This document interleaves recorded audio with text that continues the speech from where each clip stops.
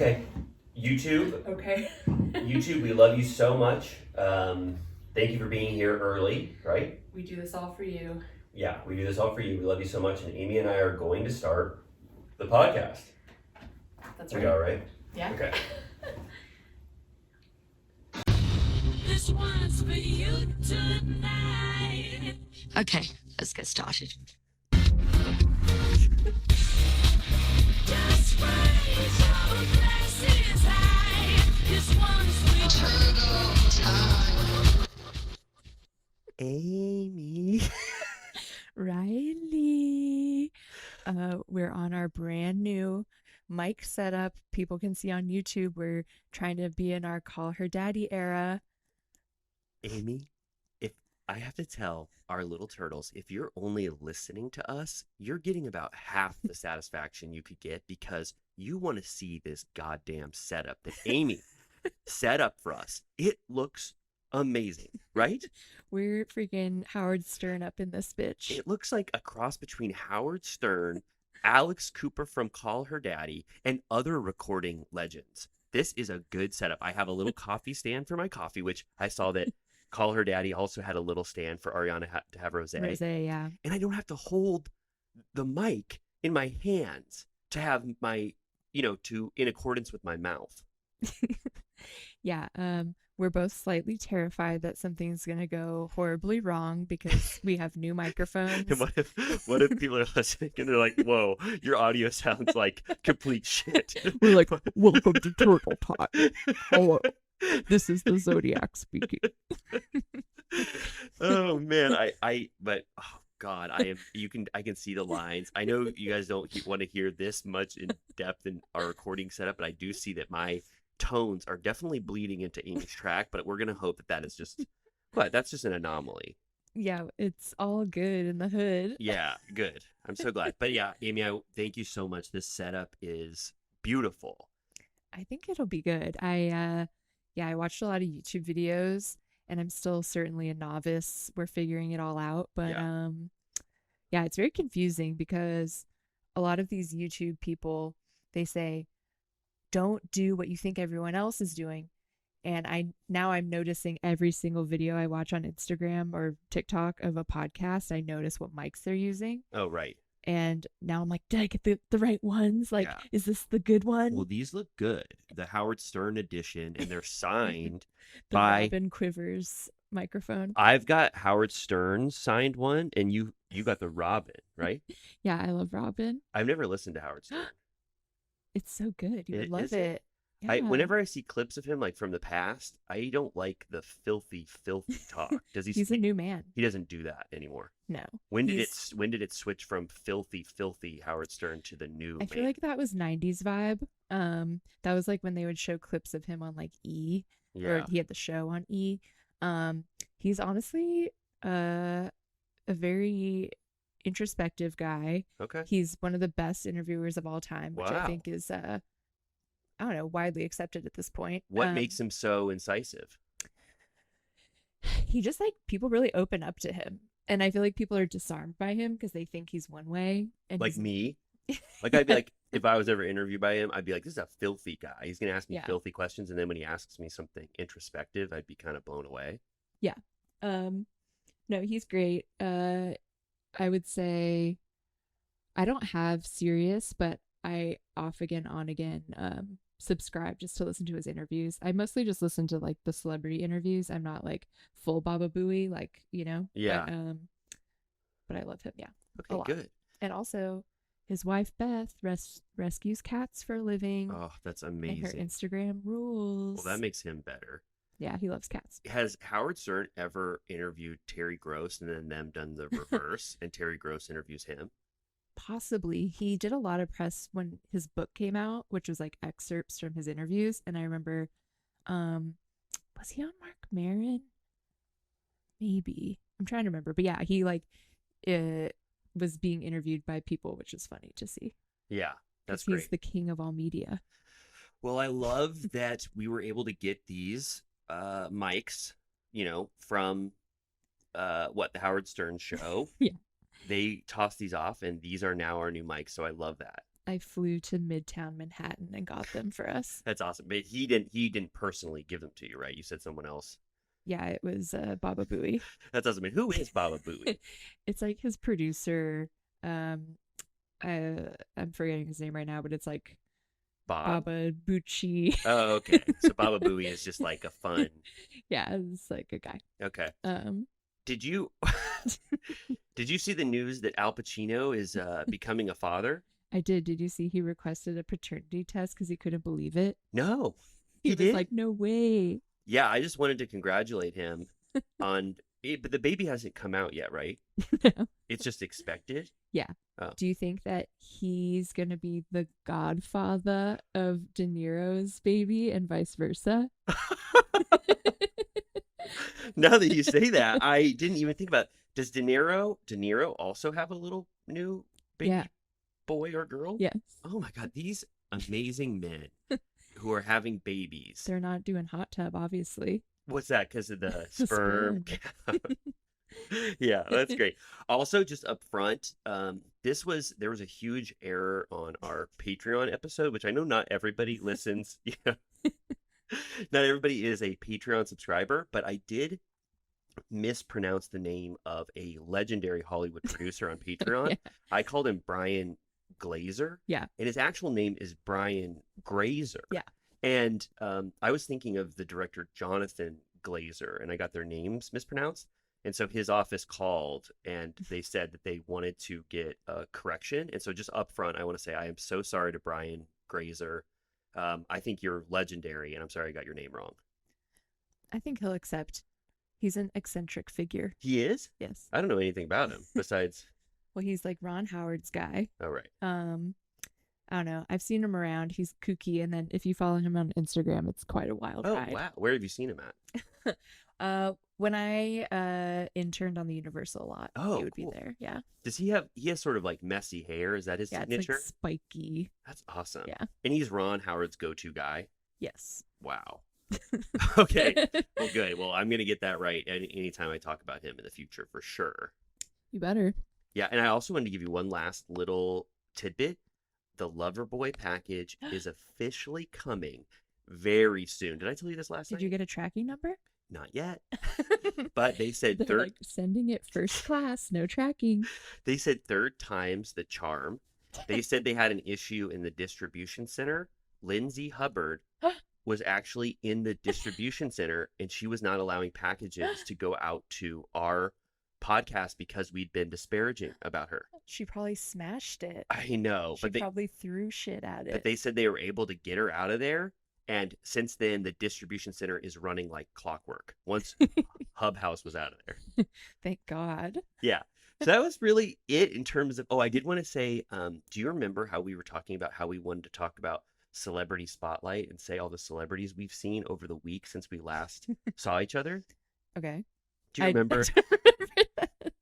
Well, I just wanted to say the major celebrity sightings that I had in order since we last saw you, because it actually was pretty jam-packed in terms of celebrities. Okay. So number one, Titus Welliver. Who is that? Bosch.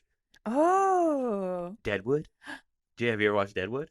I haven't. I've seen Bosch though. Okay, so titular character Bosch. Titular Bosch.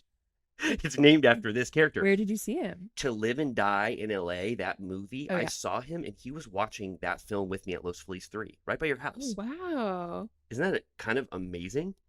Yes. My Number parents love Bosch. Really? Yeah. Oh, I do too. Number two, Scheana. Okay. Yeah, we need to get into that. Do you want to? I haven't even talked to you about it. All right, then let me say number three, Michael Connolly. Ooh. Do you know him? I think so. He writes the Bosch books. Was he also at the same place? Yeah, but I'm just like, that's kind of Do three. you think that he was inspired by To Live and Die in LA when he wrote them? I think that they have such a relationship that is surrounds itself with LA cop films and iconography, and so they both were like, let's go see To Live and Die in LA. It's playing at the Los Feliz 3, and they sat together and they were just laughing and hooting and hollering the entire time. Wow, I love that. Yeah, so I just thought it was sort of interesting to see three celebrities in 1 week. Now I'm thinking, I don't know. Did I see anyone? Oh, wait. Hold on. Did I? Usually I would, Yeah. but I'm like, did I just toss Well, that's the okay. memories away? Anyways, I think I sort of forgot that we were going to do Celebrity Spotlight, and I forgot to warn you up front. But I think my 3 hopefully will tide everyone over until next week, until you have your celebrity sightings, if that's okay. did I bring up last time that I saw Dave Franco at the Silver Lake Reservoir? No, if you want to tie that in, that could be this. Since you haven't talked about it, let's make it this week. Dave Franco. Yes, Dave, not James. Was he with his wife? No, he was with another man. They were chatting. Oh, wow. I passed him twice because we went around twice. And he was still having the same conversation? That's like a Yeah, they 45-minute. go walk and talk. Oh, they were. So they were walking and talking too. Yes. Okay, so you had the thing where you saw them twice Yeah. going opposite ways. Yeah. Oh, that's amazing. I think that was like, I think it was last week. I mean, I'll say, Dave Franco's nothing to sneeze at. Yeah, he's a cutie. Oh, wow. Did he look cute at the reservoir? He did. That's amazing. Well, yeah, that's a feature or a new recurring segment that Amy and I want to do, where it's just the celebrities we've seen each week. Okay, I'll write them down. Okay, cool. All right. Well, did you want to get into what Bravo related? Yeah, well, I guess News? start with your Scheana sighting. It was less of a sighting and more of an intentional visit, yes? There was, yeah, there was intent behind it. So Criminal intent? absolutely not. Malicious intent? No. I might have had malicious. It might have been a malicious act, but I had no malicious intent behind it. No, what happened is that my friend TJ invited Megan and I to go out to beautiful Pioneer Town, California. Have you ever been there? Yeah, it's You cute. have? Yeah, You haven't been locked up in that town jail, have you? never. But yeah, I've been to that bar. Oh, Red Dog. Yeah, not to be confused with Junkyard Dog. No. We only go to bars that have dogs in their names. But yeah, Red Dog is completely different from Junkyard Dog. And also Pappy and Harriet's, I'm Yeah. sure you've been to. Mhm. Yeah, so it's beautiful. It's wonderful. Megan and I just did some sightseeing. We pretended I was in jail, which was really funny. Anybody who walked by, I would say, I'm locked up in here. I'm locked up. I'd say, do you have the keys to the jail? And we did that for about 2 hours. And then finally I got out.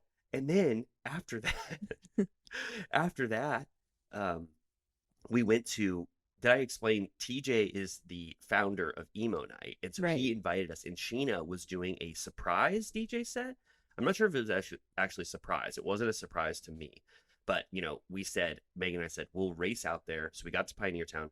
We went to Pappy and Harriet's. And then we got to witness Scheana, DJ with her sister Courtney. And she brought the house down. Wow. I mean, it was like, I don't want to say like James in Atlantic City, where we found out he was screaming from the rafters with his shirt off and smacking ass. It wasn't that raucous, but it was an iconic DJ set. And it looked fun. yeah, it was beautiful. So that was one of my 3 celebrity sightings, in between Titus Welliver and Michael Connolly. Well, actually, no, it happened after, but So this is the second time that Sheena's DJ'd Emo Nite. Is she an emo girly? yes, I have to say, yes, the songs she played were beautiful. But I can't remember a specific one. I know she played Sum 41. I Yeah. know she played Ocean Avenue by, who's that band? that Yellow sings that? Card. Yellow Card. So it's more like emo pop punk, which is Yeah. still, that's under the umbrella of emo. That's what I would like. Oh, it was so fun. You've never been to an Emo Night? No. Someday. Next time. Yeah, so it was so fun. They put together a beautiful event. It was amazing. Scheana had so much fun. Brock was there. I had the time of my life. And I can't stop. It seems like I can't stop having the time of my life anymore. Well, also, you guys are Joshua Tree guys. Yeah, we Like- are. Yeah, we got married at a 29 Palms Inn, which is like have you ever been there? No. It's like this beautiful little, they call it an inn. And Uh-huh. it's like a motel where it's all on this one beautiful property, and everyone has these little houses that you can stay at, and then there's like That's a pool cute. and everything. Yeah, it was really fun. Yeah, I think in Joshua Tree I've only Airbnb'd. Oh, okay. Or, okay, Airbnbs and Hicksville Trailer Park. Oh, okay, I've never been Yeah, there. it's fun. Okay. Hicksville is? Yes. Is that like a glamping environment? It's like vintage trailers that are themed. Oh, Yeah. okay, cool. And there's a pool. It's cute. It's fun. It's fun to like go with friends and like stay at the different, have everybody in a different one. We did that. There's Hicksville Trailer Park, and then there's Hicksville Pines, which is in Idlewild, Okay. and it has different themed cabins. Like there's like a Twin Peaks cabin, a Dolly Parton cabin, Whoa. a Jack White cabin. No way. What's in the Jack White one? It's like Third Man themed. Which is his record label? Yeah, it's like yellow and black, and it has record player in there. It's kind of a weird theme. Did he go there once? Maybe. There's a Dita Von Teese one. There's a John Waters one. So it's just people they love a lot? I guess. And then there's like a stoner one that's like all carpeted and like black light. Whoa. Um That's at Hicksville Pines? yeah. Okay. It's a little crusty. Like Okay. you don't really want to look too close, Okay. but it's fun. Okay. Yeah. One Which time room did you stay in? Did you already say? I've been there twice. Stayed in the Twin Peaks one time, and then the Dolly Parton one another. Was a Dolly Parton one fun? It was cute. It had a Dolly pinball machine in it. It had a wig available for Whoa. use in there. It had her movies on DVD. Whoa. Did it have that coat that was stitched together from a bunch of A different coat coats of that are... many colors. Did Is it that what have- it's called? Yeah. Did it have that? I don't think there was a coat. Oh. Seems like a missed opportunity there. Well, I want to go, like you just said, and I'll stay at the Jack White room. Okay. And listen to records and pretend I'm Jack White and maybe bring or pretend I'm air guitaring in the room. Yeah. Is Jack White? He's not canceled. No, heaven forbid. No, he's not canceled. I think he's probably one of those figures that are always on the cusp of being canceled anytime they say words out loud. He's elusive. He's very elusive, and I don't think he gives a lot of interviews. But no, you could officially say he's not canceled. One time when I interned at Conan, I was on the elevator with his band, The Dead Weather, Oh wow! and they were literally vampires. Is Dead Weather like 3 of them, or was that the There might be Raconteurs? more. Okay, I think there's like a girl and a guy. he has a lot of side projects. Yeah. I think he's cool. You do? Yeah. I like him too. His music is good. pending if he's canceled or not. I might have been talking. I thought something happened with his ex, Karen Elson, but maybe it was just that they broke up. I don't know. I remember I was, so in tune with like indie rock or whatever when I was like 14 or 15. And there was this band, I forget their name, but they had this one hit song. And it came out then that one day Jack White and this lead singer of this one hit band that had this one hit song had a full blown fist fight in a bar over like something. And they showed pictures of this guy, and Jack White had beaten the shit out of him. He had a God. black eye, a bloody mouth, like fucked up beyond repair. It No. was like, I Maybe mean, that's why he's canceled. but this was like 15 years ago. But still, I mean, it was just like, damn, I don't want to get in a fight with Jack White. He beat the crap out of this man. That reminded me of The Von Bondies, you remember that band? The Von Oh, Bond. Does is that that strike Jack a White? Jack White beat up the lead singer of the Oh. Von Bondies, and they never Okay. made another song after that. He couldn't He sing. was destroyed. He couldn't sing. He couldn't see. And Oh he my never. God. And he was He's so blind. no, I'm just exaggerating. But he never wanted to make another song again because his soul had been so broken by what Jack White did to him. Didn't John Hamm blind someone I haven't heard that. maybe they weren't blind. He like fucked someone up Beating him up. in a college hazing incident. He was a frat guy. He like almost killed someone. It's like a dark mark on his past that we don't talk about enough. Oh my God! If you're listening now and you expect Turtle Time to be fun and talk about lighthearted Bravo, no, we talk about when celebrities and actors have committed egregious violent crimes. I didn't know that. I thought he was just giving people like noogies and swirlies. No, dude, It was bad. really bad, really John- bad. John Hamm is another one of those actors, like we said, Jason Sudeikis, where there's just something just off from them that they can't Yeah. be leading men. You'd think Yeah, this guy could be a leading man in movies. No. Yeah. I always called John Hamm and Ben Affleck the saddest men in Hollywood. And why Ben Affleck? he's so downtrodden. I love him. I think he's fun and I think he's funny and smart. Wicked smart. Yeah, I love Ben Affleck too. And unless he's canceled, I love Ben Affleck. Not canceled. Good. Just Sad. has troubles. I love that he had this full-blown career comeback where he was in the dumps. He was doing that movie like Payback. He couldn't get a job for 5 years, and then he had a Ben Affleck renaissance. He Hell was yeah. Batman. He was directing movies. He fully came back, and then he's at his nadir again. I know. But then, and Gone Girl was happening. Yep. Showed his hog. He showed his hog in the shower. If anybody hasn't seen Gone Girl, Argo rocks. yeah, Argo's really, really fun. Gone Girl's one of my favorite films. I think he's the best actor in that. He's the best I've perfectly ever seen cast, him. yeah. So good. Okay, the last thing I'll say about celebrity violence is that this ties in kind of to Schwartz and Sandy's. I recently saw Fast X and Jason Momoa was in it, and he has a prominent eyebrow scar. He hurt someone. He got in a fight in the 90s at Bird's Rotisserie. Is that what it's called? Bird's I don't think restaurant? Bird's I've heard of bar? it. I don't think I've ever been to Birds. It's like 2 doors down from Schwartz and He Sandy's. it is? Yeah. Oh, I've been to It's Birds next then. yeah, Oh, it's I've been like to next to UCB. He got in a big fight at Birds in the 90s? Yeah. He used to be like Pussy Posse adjacent. Jason Momoa? He's like been in the mix, but we only recently discovered him as a community. But he has a brow scar from a bar fight at Birds. Did someone break a bottle over his head? I think so.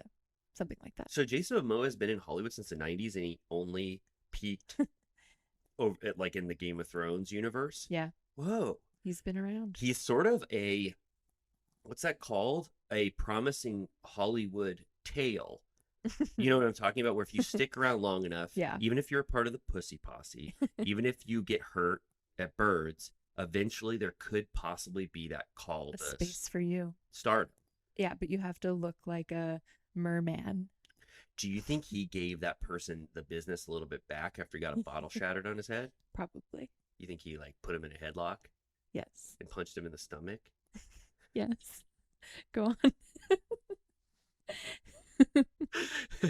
So that is actually really related to the Bravo universe in terms of it's 2 doors down from Schwartz and Sandy's. Exactly. Yeah, Franklin Village. Well, I wanted to ask you, do you think it might be appropriate to maybe spend 3 minutes talking about the New Jersey era, Real Housewives of New Jersey? Because Yeah. we fully left it by the wayside. Probably the more violent franchise Yeah. historically. Oh yeah, they have a lot of violent incidents. Yeah. Danielle Staub pulling Margaret's ponytails, right? Yeah. Teresa flipping a table, not caring where those glasses will shatter and what food plates will go everywhere. Juicy Joe and Joe Gorga tackled each other like 10 different times.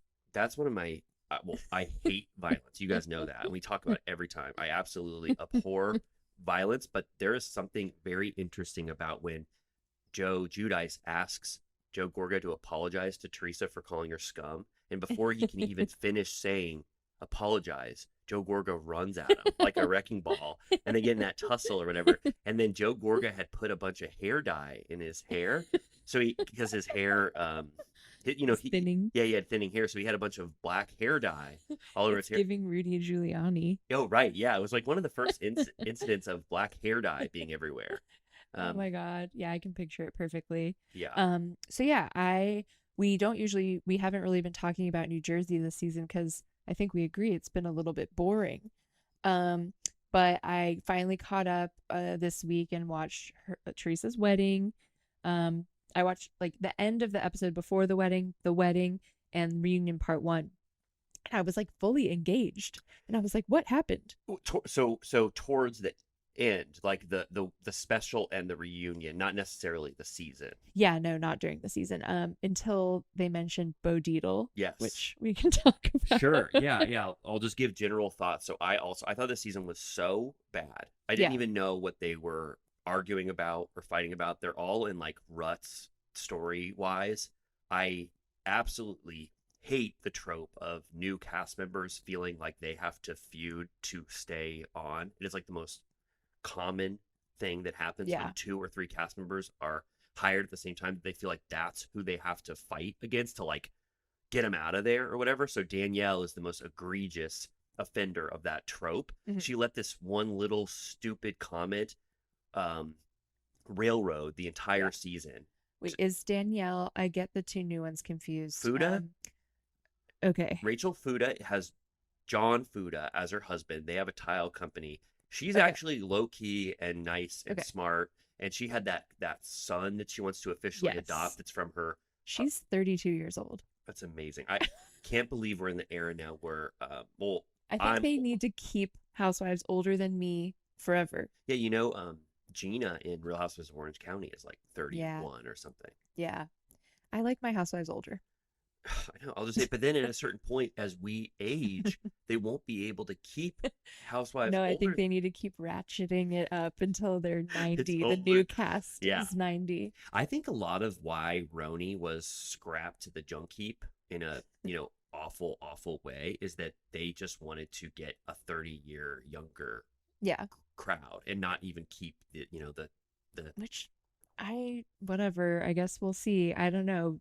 Turtles, are you guys excited about this? Let us know because I am not holding my breath for I this feel one. I feel like the turtles are rallying around us, that we're all I'm I want the best and I hope it could be good, but it seems bad.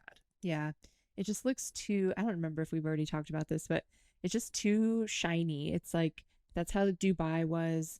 Just they're Yeah. trying to compete with Selling Sunset, Yeah. which to me is a different audience, but Yeah. anyways. So New Jersey, though, it ended, and then I had been waiting for the finale where they were like, there's a huge fight, and it's when Joe Gorga and Melissa decide not to go to the wedding or whatever. Right. That finale episode at that Irish party, the fight was so bad it came out of nowhere, and you could tell that every cast member wanted a little piece of drama for the finale. Yeah. So they were just throwing anything at the wall to get it to stick, and it was the most messy, bad, like dumb fight strategy for the finale. I was like, that's the worst finale I've ever seen to cap off a horrible season. I of felt bad Jersey. for Dolores. She tried to make it nice. Yeah, she really did. Dolores did a good job. But what we were saying, I felt like Teresa and Louis' wedding was so boring. I don't know how Yeah. you felt about it. Yeah, there wasn't really anything great about it. But I really feel like, I don't know.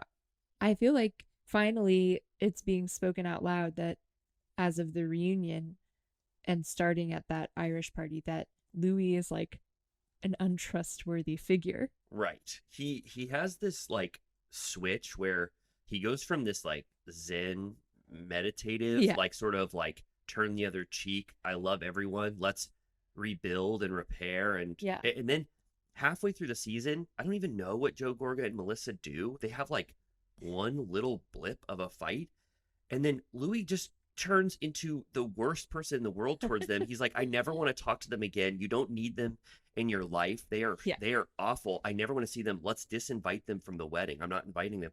I didn't understand that turn at all. Right. No, it was really weird because when he is in Zen mode, he has me fooled. Like, I'm Me like, too. ooh, that's nice. Like, that's what Teresa needs. Like, Yeah. wow, like, that's big of him. And then, yeah, he totally flipped. And then now he's saying that he's got a private investigator on all the women, Yeah. all the women. All the women. What prompted him to dig so deep into all these cast members? What is he hoping to find from Margaret and Jennifer Aiden and Danielle, whatever Danielle's Well, it last name sounds like is? he has an arsenal. Right. So, and then you looked up Bo Deedle. I just thought that was an interesting, fun Yeah. name, but No, who I was is like that? cracking up and I was like, Jimmy was walking through. He doesn't really watch, he doesn't watch New Jersey. And I was like, come in here. They keep saying this guy, Bo Deedle. And he was like, oh, he's like famous. And I was like, what? And so I looked at Bo Deedle and apparently he's like a New Jersey icon. He's like a ex-cop, I think. And he's in like multiple Martin Scorsese movies. As an actor? He plays himself in, I think, Wolf of Wall Street. Bo Deedle? I gotta watch the Bo Deedle scene in Wolf of Wall Street. Stephen Baldwin played him in the Bo Deedle story. The Bo Dietl story? Is that a movie? It was called like a One Tough Cop. How does Louis know Bo Dietl? Well, Bo Dietl released a video this week saying that he's never worked with Louis. Well, he's a private investigator. You think he's trying to keep it close to the Maybe. vest? But he said that like he was pissed. I want to see a show called The Bo Dietl Files or something like that, and it's him going A around. Bosch spinoff. Yeah, but real reality, him solving crimes. I mean, I love private investigators. Yeah. They do what the cops won't, right? Yeah, because they can. I love that. But it reminded me, Bo Dietl, One Tough Cop. It reminded me of Cop Without a Badge. What's that? That's the book that Oh. implicates Danielle Staub in like season 1, Oh, which I've always wanted a copy of. I know. I want to. I think you can still get it. That blew everyone's minds when they started reading that. Slammed it on the table. Yeah, who had it? Caroline Manzo brought it out, I think so. or did she make Or- Jacqueline do her dirty work? I don't remember. But like that, the Bo Dietl storyline brought me back to what I feel like the whole point of the show is Yeah. like that dirty business that's Yes. happening behind the scenes, which all that crazy Dina stuff that we don't really talk about. I want to know what happened to the pizza oven enterprise that Joe Gorga tried to start with Louis that Yeah. completely flopped. Yeah, I which he called Pizzagate. I know. He was like, I don't want to He's- get into Pizzagate. I was like, well, don't call it that. He's trying to reclaim Pizzagate and make it so that when you search Pizzagate, it's about his pizza oven That's gonna be an fiasco. uphill battle. Yeah, he's not going to erase the history of Pizzagate very easily, Joe Gorga. I'm wondering why everything Joe Gorga touches turns to absolute shit. I love him That more than makes life me itself. sad. I know. Can he have a nice business? He's always trying to open a business with Teresa. He tries to open a business with Louis. I guess he tried to open a business with Dina. What's going on with these businesses? Yeah. And he's a contractor too, Yeah, their right? house isn't even done. Oh my God. I mean, I love you, Joe Gorga, but what's going on with these businesses? I do want to see a little bit of that messy stuff. Right. Yeah, I know. It's like I've never really had a dog in the fight regarding Teresa versus Melissa because I'm like, you guys both seem annoying.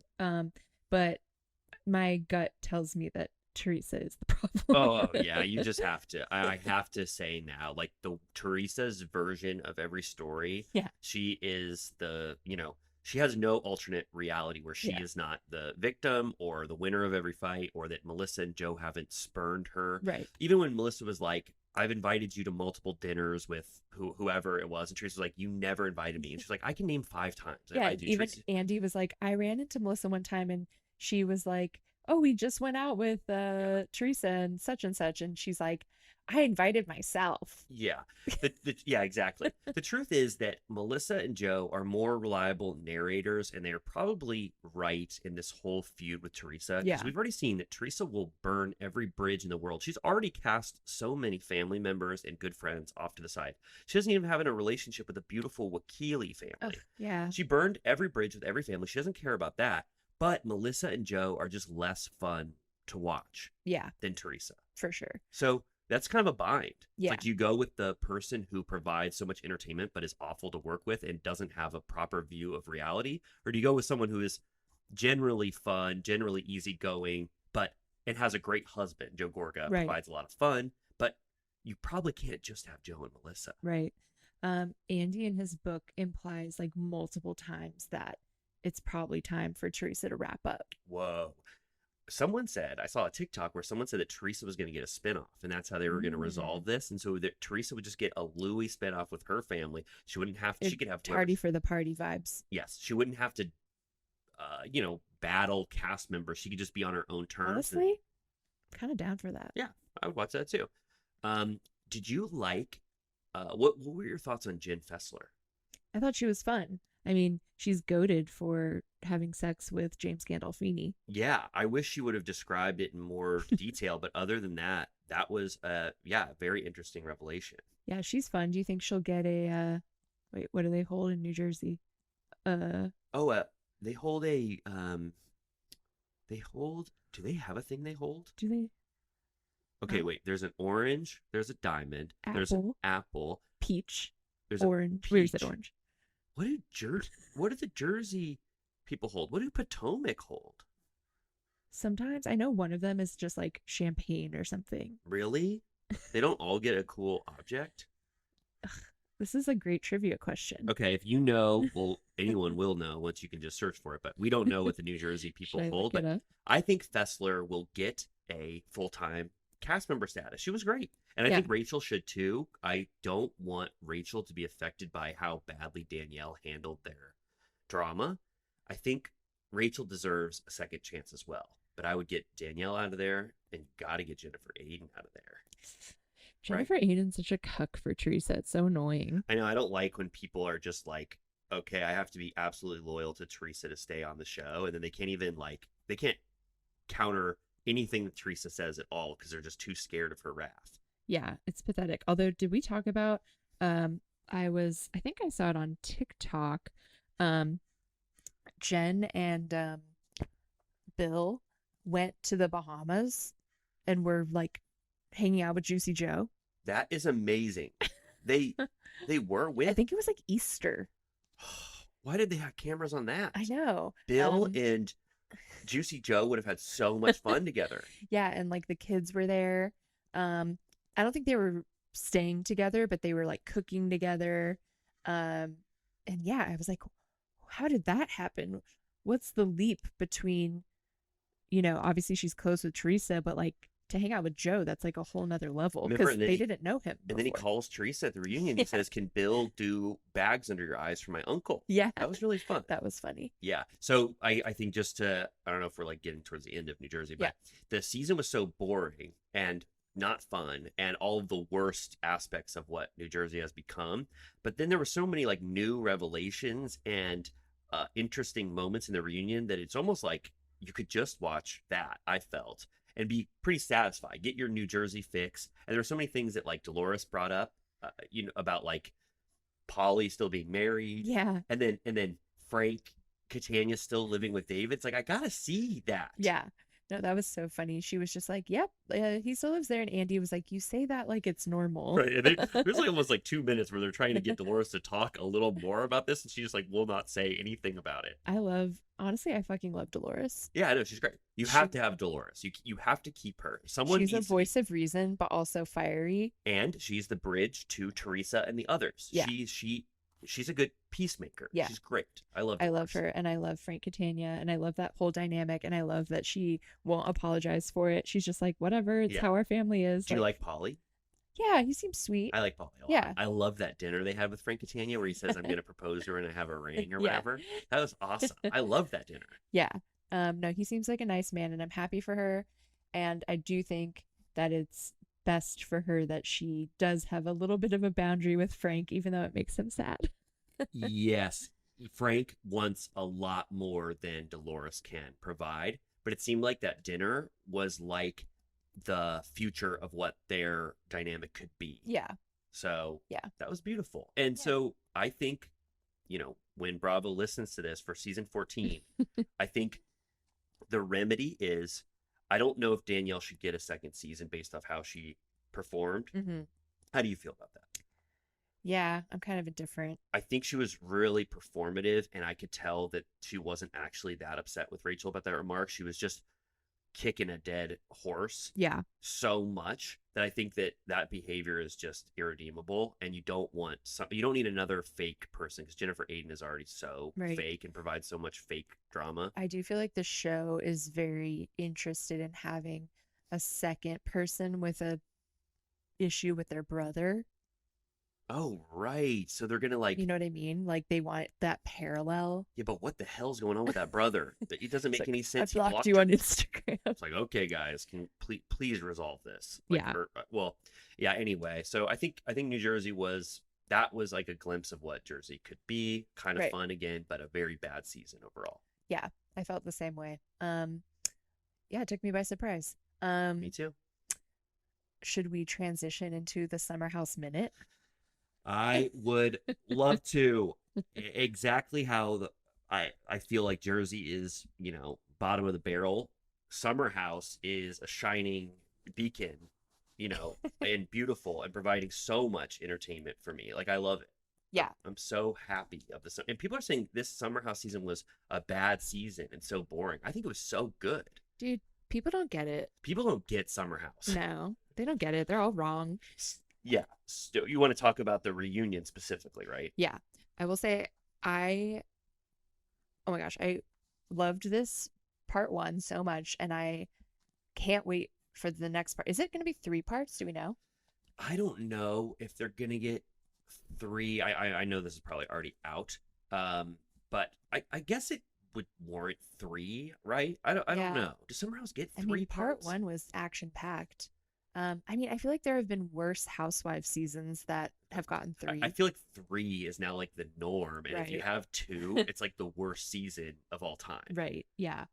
Um, no, I just loved that literally the entire time it was just Lindsay and Carl having to defend themselves. What do you think about how it's divided? Where is it six of them, the all of basically the Summer House cast, Yeah. established cast, versus Lindsay and Carl, and then the three new people who are just there to say, "Yeah, I kind of like Carl and Lindsay. I don't know them at all." It's like the weakest couch of all time. Like Yes. it might as well just be empty. Like what it kind of reminds me. I don't know if you remember, like in season 2 of Summer House, they were like really divided back then too. It was like Lindsay versus Kyle and Amanda. Yeah. Like there's never been a split, I think, like this, which is a very clear Right. division. Right. Which I'm like, everyone that's defending Lindsay online, which is most people online, I'm like, you just are gonna ignore the fact that every single person that knows her thinks she's a bitch. And that she has no, now that Danielle is not her friend, she has no relationships with any other cast member. Right. And the argument online seems to be like people keep saying, well, these new people in the house have fresh eyes. They're not tainted by whatever. And I'm like, by that you mean they don't know her, and like she gets to paint herself as a different person to them because she's trying to kiss their ass because she doesn't have any other friends. Yeah, totally. Yeah, I feel like they also know that it's unique for them to have that standpoint, and it'll provide some drama potentially next season if they align themselves with Carl and Lindsay. I mean, I don't know why you'd ever want to align yourself with Carl and Lindsay, but I do feel like they either don't know enough about the relationship for us to care about their opinion, or they are performatively saying they don't know what the heck is up with Carl and Lindsay and why people are so antagonistic to them because they think that's a good storyline to have. Like they could be allies to Carl and Lindsay. Right. I have to say, I know the internet again is really anti-Paige after that Why? part one. I don't know, they think that she's a hater, they think she's mean, they think, you know, Mean? mean girl, which I'm like, Lindsay is the ultimate mean girl, but anyways, Yeah, don't they call Amanda a mean girl? Who's which like is the like least insane. the least mean person I've ever seen on Yeah. television. Like She's not like so sensitive and nice to everyone. But Paige brought the fire oh yeah. this week. I literally, if I had her Venmo, I would send her I'm $10. sure we could figure that out. Just I want try to buy her a cocktail for never ceasing fire. yeah. She's just the entire time rolling her eyes, making comments, bringing the business. I Kind of brought Lala James energy, Yeah. like where it's just like you won't let them The have one commentator, yeah. second. Yeah.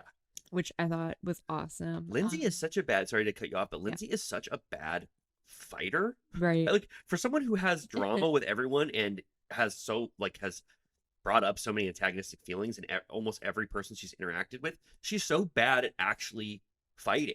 She will leave the room anytime there's an encounter that she doesn't Yeah.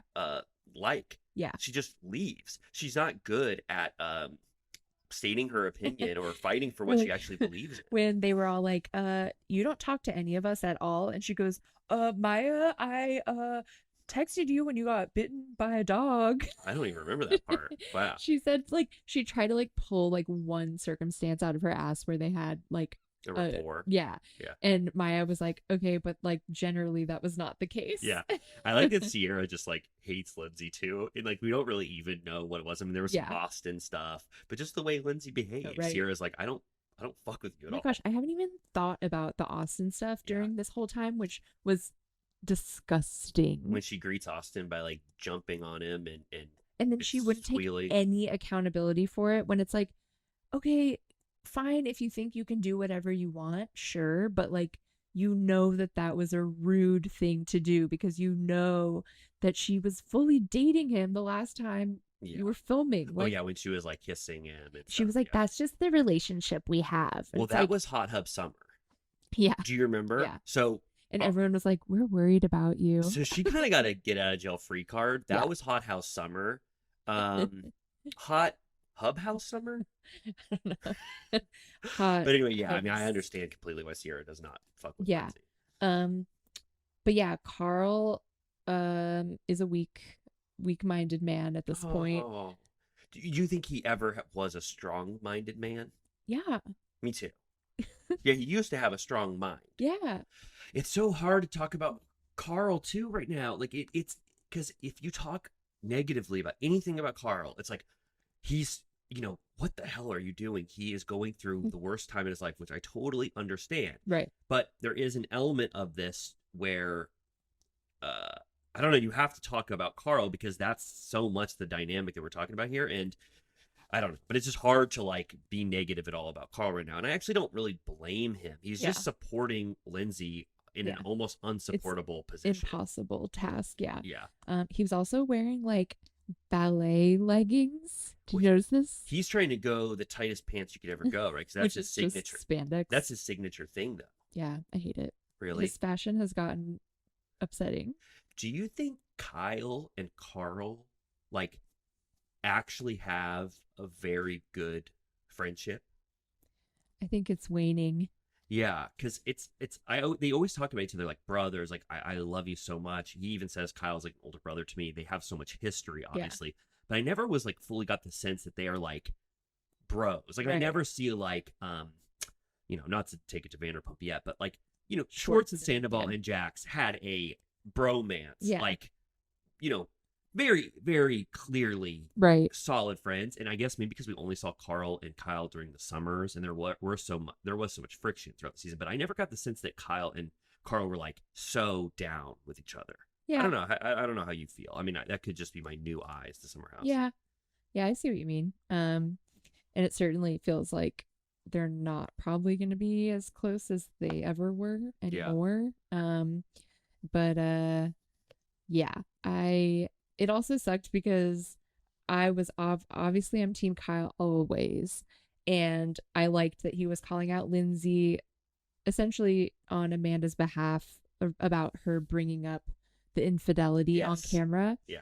But it is unfortunate that like what they are talking about is something that Kyle Yeah, did. I know. Whether or not it was true in that exact circumstance, it's kind of hard to be self-righteous when you actually have cheated. And Carl brought that. Yeah.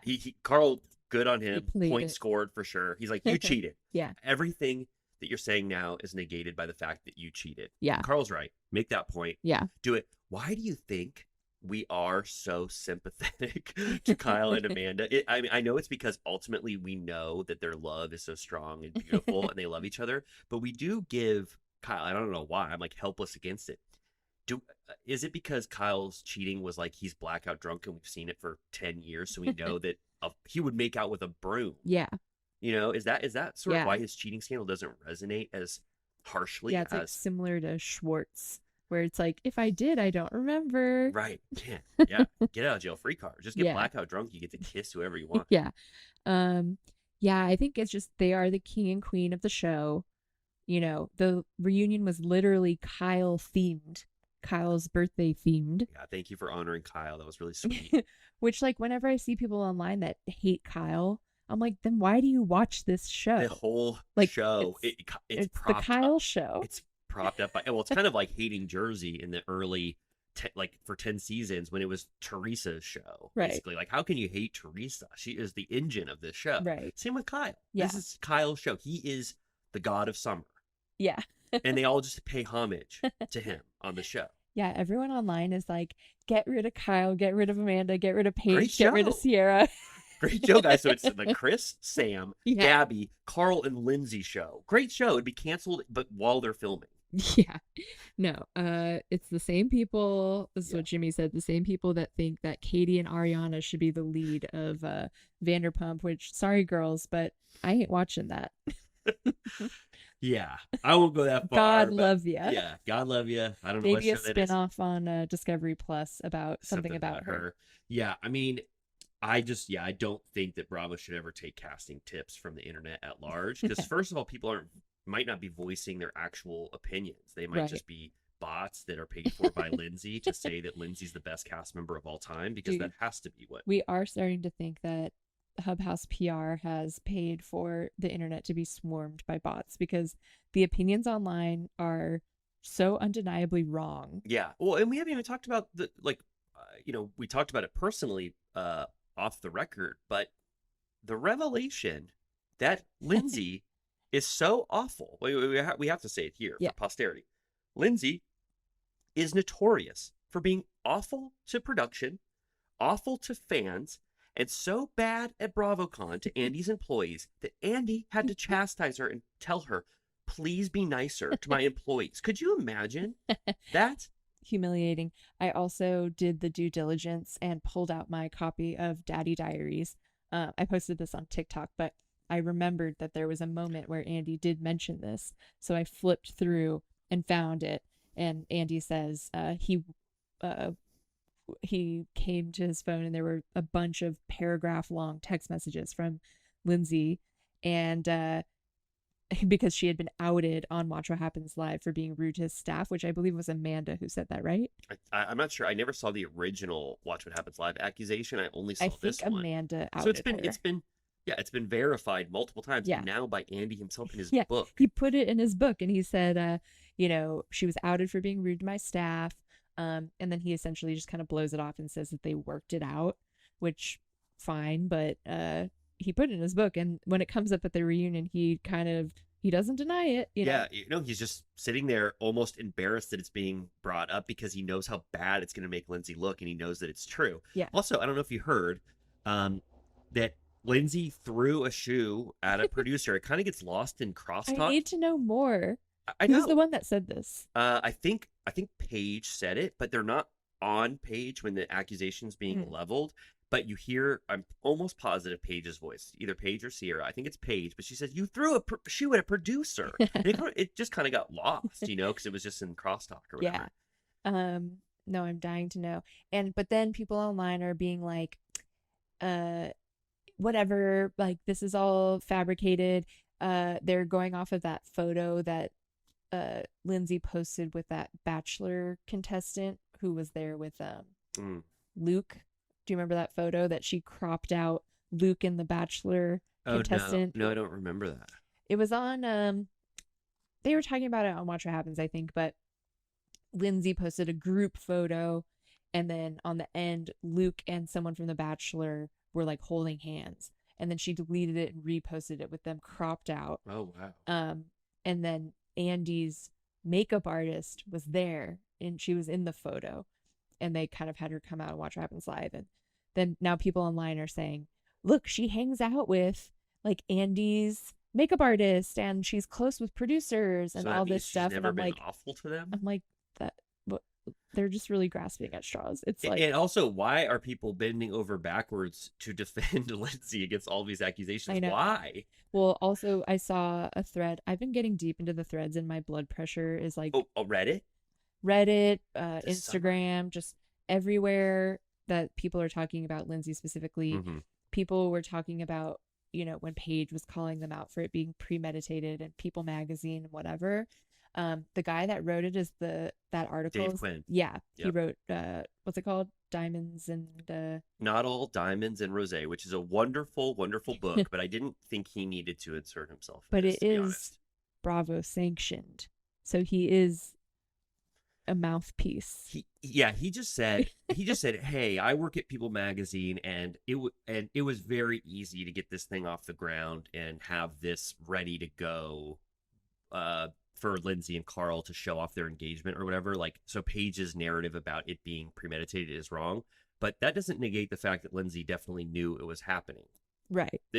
Right? And that's the main accusation. I don't really care about the People Magazine Yeah. accusation. So Paige got one fact wrong. Like, who cares?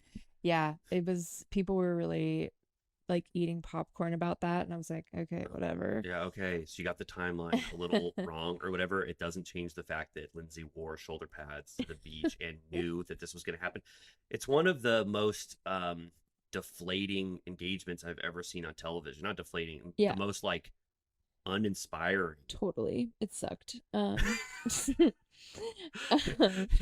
And then, oh my gosh, I loved when Danielle spilled the tea about their Lindsay and Carl's argument where Yeah. she took an Uber home from the Hamptons Yeah, and to I the love- city, and Andy was like, I need the audience to understand how serious that is to take a car home. And I needed that clarification because I was like, not that crazy. He was like, yeah, taking a. It's like, that's like $500 and like 4 and Lindsay goes, we hours. do it all the time. We do that all the time. Shut That's what we up. do. That's what she said. She was like, we do that all the time. No, you don't. Yeah. Get No, a you don't. grip.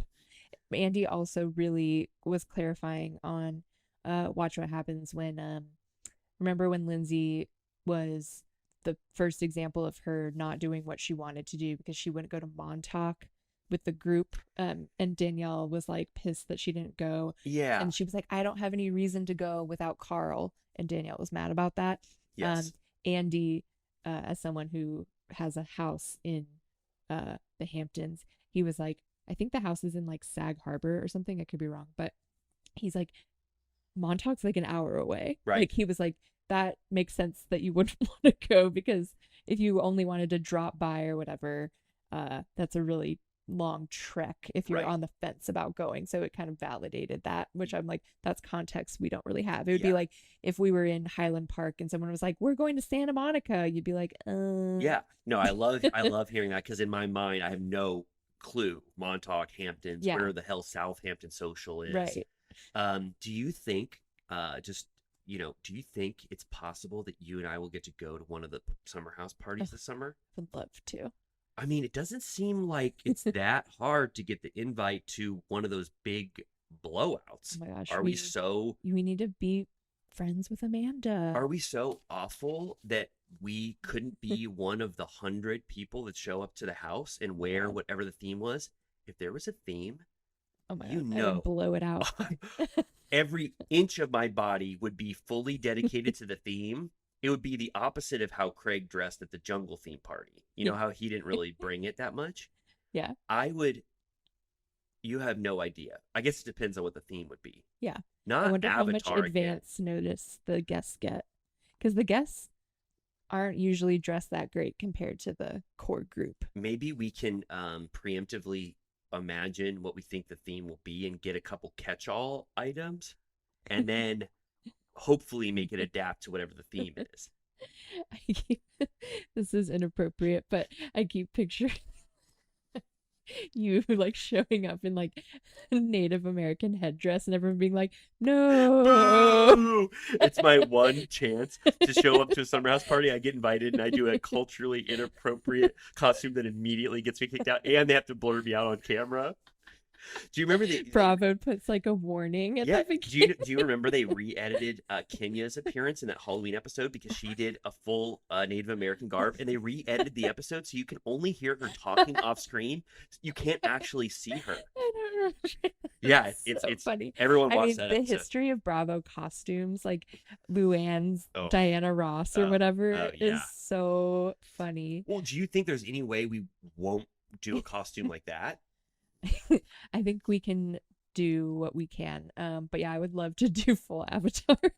That'd be so funny if it was like like space themed or something or whatever, and you and I just show I'm Space Avatar. yeah, you and I just show full Navi, and Sierra's like, what the hell are you guys doing? I just did that. No, I would slay at those parties. Honestly, my sister lives in New York, so anytime we get a last minute invite, we could just pop on over. Well, I was saying, drop of the hat. They don't have to give us much warning. I'll use my Delta points. So Kyla and Amanda, if you're listening, I won't use your points, obviously, but I'll make it work. It's worth it. But Kyla and Amanda, if you are listening to this, please invite us to, and we could go to Southampton Social. Yeah, that would be great. My sister usually, sometimes she gets a house in Fire Island. Well, I've been to Fire Island before. It's awesome. Loved it. Yeah, so fun. Were you in the gay region or just the non-gay region? I'm not sure. I don't remember where I was. It was when I was like 21 years old, but it was so fun. Yeah, And, it's really nice. It's no cars on Fire Island. Yeah. It's all like golf carts and bikes. yeah, it was really cool. Which is cool. Yeah, I'm not sure the map between where Fire Island is and where they are in Summer House. But it's fun out there. Yeah. Well, I think that no matter what, there's probably a 90% chance we get invited this year. I'm down to pray on that. It's just a matter of making sure that we have costumes that could fit almost any theme. I do have a costume bin. Really? Yes. Of what? Various Halloween costumes? Yeah, I have wigs. I have those stovepipe alien hats. Have you seen those? They're like neon green and black stripes, and the black stripes have little alien faces on them. And what then- costume does that go for? It's just party bin, I was silly So, goose. I was going to say there's never been a horror themed summer That's house. true. So do you want to dress up like Ghostface? vampires? Or well, I was saying if they do end up doing a horror themed costume and you see two people in full Scream masks, that's Amy and I, potentially. You know what I mean? But I would want a costume that reveals ourselves, because I don't want to just be someone who's our You're face just and body. Michael Myers coming in. You know why they can't do horror? Probably because it's a lot of copywritten characters. Well, Michael Myers is NBC Uni, baby. Oh, so it has to be NBC Universal, and Universal monsters are fair play. Yes. So we can Wolfman, be Frankenstein. What? Invisible Man. I have an idea. Don't shoot it down. Can I be Frankenstein and you be Bride of Frankenstein? That'd be fun. Amanda would look great as Bride of Frankenstein. I just had a flash in my mind how pretty she would And look. I had a flash in my mind as Carl as Dracula. I think Carla as Frankenstein. Okay, so wait, you're giving our costumes away to them. Can there be two of them? Yeah. I am so happy. Here's what I'll say. Okay, imagine we get the email and it says in 2 days we're having the final Oh, blowout. shit. It's We Kyle's have to 40. like red eye. It's Kyle's 41st birthday, and they're doing horror theme. So bring your best horror themed costume. Okay. Hop on the red eye. You're gonna be tired as hell, but you get to go to Kyle's 41st birthday. Yeah. What are we dressed as on the plane? Carrie. Carrie? Okay. Are you at all worried that whatever blood product you use is gonna get all over the seats? That's a good call. I think I'd be a little perturbed if I saw someone dressed like Carrie on a plane, because that's not something In I would. Comfort Plus. Yeah. But if you're Carrie, who am I? A pig. Oh, The a pig. pig that Oh. got killed for the blood. Oh, okay. So I'll be the pig, and I'll have a. I have a pig nose and pig ears and a pig tail. So do you think if we show up as Carrie and the pig, and I have bloodstains all over me and my neck, sort of gutted open, we Then would be a You hit? could crawl around on the floor, and Chris would probably join you, and it'd be fun. Should I make pig noises? Yes. So sort of like Deliverance, Exactly. where Chris or someone could say "squeal, piggy," and he could do a modified version where he just spanks you with a paddle. so you're in this scenario. Chris is probably definitely the one that jumps on top of me and makes me squeal like a pig. I think so. Okay. Alternatively, I don't know. I think the Michael Myers utilitarian jumpsuit would get really hot. Yeah, I don't want to dress that like that in the summer, and also I do want the cameras to see our faces if it is Yeah. possible. But if we can't be there, we could say that we were the invisible man and invisible woman. That will be fun. Next year, when Summer House is launching and releasing, and we will say we're at the party, we were just the Invisible Man. Or we were if there's two ghosts in the background with like, a sheet over them, we would say we're. Yeah. Yeah. I could be slutty Freddy Krueger. Okay. And you could still have your face. And I could be slutty Jason, but I would just put the mask up a little bit. Do you like that? Yeah. And those costumes don't look as bad on the plane. Does Jason also wear a jumpsuit like Michael Myers? Yeah, Jason has sort of a mechanic jumpsuit too, Uh-huh. and so does Michael Myers. Yeah. Freddy Krueger's the only one that wears that He has a striped, sweater. kind of fun, like Yeah. ratty And his gloves. sweater. Well, I mean, Freddy Krueger's canceled. why? Because he always says he does a lot of sexual His weird stuff. original, he was canceled, and that's why he became a sleep monster. Oh, right, because he He was. was a pedo. Oh my God. And then, so he still is basically trying to have sex with the students, right? In their dreams. He's always just like, shut up, bitch. So is he the original canceled monster? I think so. Because Jason wasn't canceled. What's his deal? Jason, okay, I'm so glad you asked. I finally get to talk about Jason. Jason was a little boy that had like Right. mental disability, and he was made fun of by the camp counselors at Camp Crystal Lake. Yeah. And they weren't watching; they were actually making out and having sex when he was swimming. Right. They were making love. That's and he was rule number 1. keep your eye on the kids. So Jason drowned, and so in the first one, There's a it's twist, his right? mom. Yeah. Sorry for Jason spoilers or whatever it's called, Friday the 13th. Jason's mom is getting revenge against these sexually amorous teenagers. Yeah. And then it becomes supernatural. Uh-huh. But that boy is back. Apparently he grew in size and became a man underwater. And it came back. But regardless, I think those costumes are actually the best fit for us. Okay. Because let's leave Bride of I Frankenstein. think you should do, Jason, but make the suit, the jumpsuit, shorts. Okay, it like kind of a little Shorts. yeah, I like that because we're thinking still a little sexy, right? Yeah. Oh, And it's hot out there in the Hamptons. do you know they really do a good job though of not showing you what any other people at the party are doing? They do a really good job of like keeping those in the background. Yeah. Although there was the guy that Gabby was talking to who apparently got really really drunk and biffed his head really know. hard. Aren't you surprised that more people don't get hurt at those parties? I know they're all jumping They're in the pool. acting a fool. Chris was throwing people in the pool. I would say a little negligently. He was Yeah. like sort of throwing them where their like head could hit. I was like, Chris, That's like terrifying. and in the kitchen when they were all slipping and sliding, I was like, God damn, you're But gonna they're get always hurt. up on the countertops. Yeah. But yeah, I'm very much looking forward to that. Oh, can I ask you one thing before we yeah. the sun gets eclipsed and we go into Vanderpump I Rules? can't believe we haven't started talking about Vanderpump. Yeah. This is something to. I think maybe we take out that Al Pacino talk at the beginning and maybe our violent celebrity. That was just us getting warmed up, but yeah, this is a long one. Really quick, I want to discuss because it's only lightly discussed, but it came out the reunion again. What the hell did Craig Conover do at Amanda and Kyle's wedding? Oh my God, yeah. Was he? I mean, being drunk at a wedding is like being full after eating all-you-can-eat buffet. Yeah. Everyone is drunk Yeah. off their asses. Especially their wedding. And apparently him and Paige were doing somersaults. I'm sure Kyle got drunk, but Craig, I guess. I mean, there's two sides to the story. Paige said he wasn't kicked out, Right. but Kyle and Amanda weren't saying he wasn't Right. kicked out. So what the hell did he do? I felt divided on this because I hate Craig, but I like Paige. So I was like, I didn't want her to have to deal with that. But at Yeah. the same time, I'm like, Craig sucks. I heard that he had to use a toilet that was not a porta potty. Like that's what Kim Zolciak's mom did. And that's why she doesn't talk to her mom anymore. Because she entered their home during Kim and Croy's wedding, even though they had porta potties. Kim's And mom? she kicked her out. Kim's mom? Yeah. Kim's own mom Her couldn't own use mother. couldn't She use their had her toilet? escorted out of the wedding for entering Is their that home. on? Is that on? Yes. You I've gotta never watch Don't Be watched- Tardy.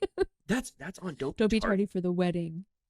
The wedding one. I'm Yeah. already watching it just for that one moment. And has she talked to her since? I'm not sure. So Craig apparently, had to take a huge dump. He didn't want to use a porta potty, so he went up into the house, and he was probably being belligerent. Yeah. Like we saw him He at was Winter probably House. like throwing plates. Yeah, he loves throwing plates and glasses for some reason and shattering glass. I didn't know that about Craig, but apparently he likes to have a party where he's just breaking stuff. So maybe once he got in the house, it was like a bull and a what do they say? China shop. And he was just breaking plates over his head, breaking the toilet, or who knows? I'm just speculating, allegedly. But he must have been pretty rowdy for Yeah. this to even have come up. Yeah. I forgot about that.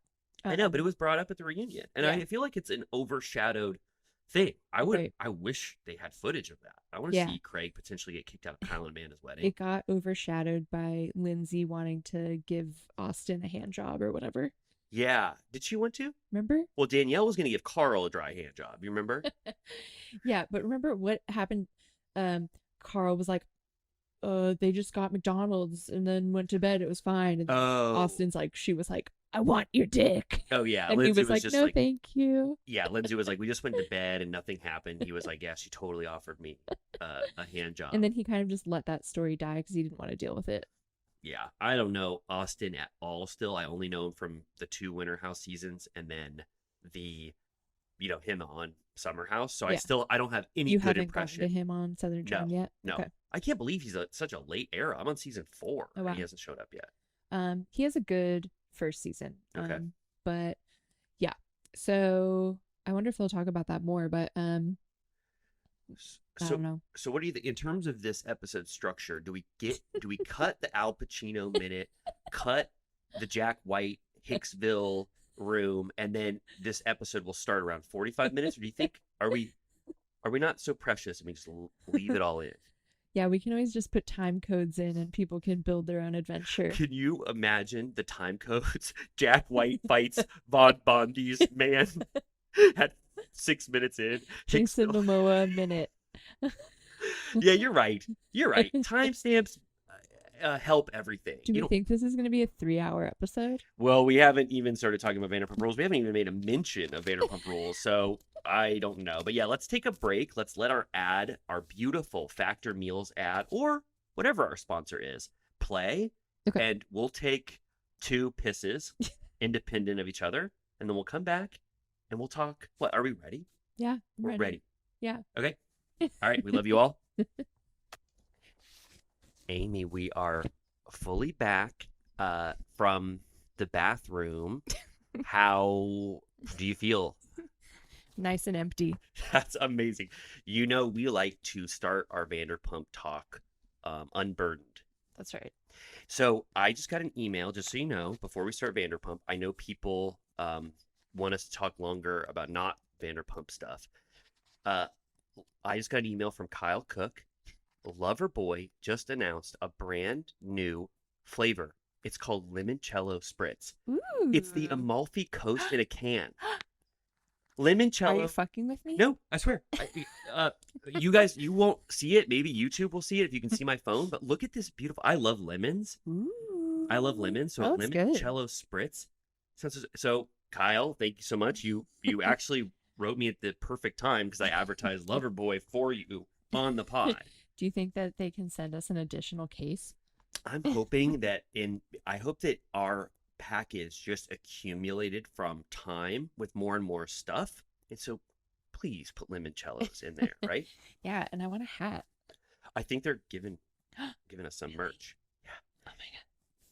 I love you, Kyle and Amanda, so much. So Amy, are you ready to talk about Vanderpump Rules Reunion Season 10 Part 2? Yes. Oh my God. Okay, generally, up front, just at the top, how the hell did you feel about this thing? I thought it was way better than the first part.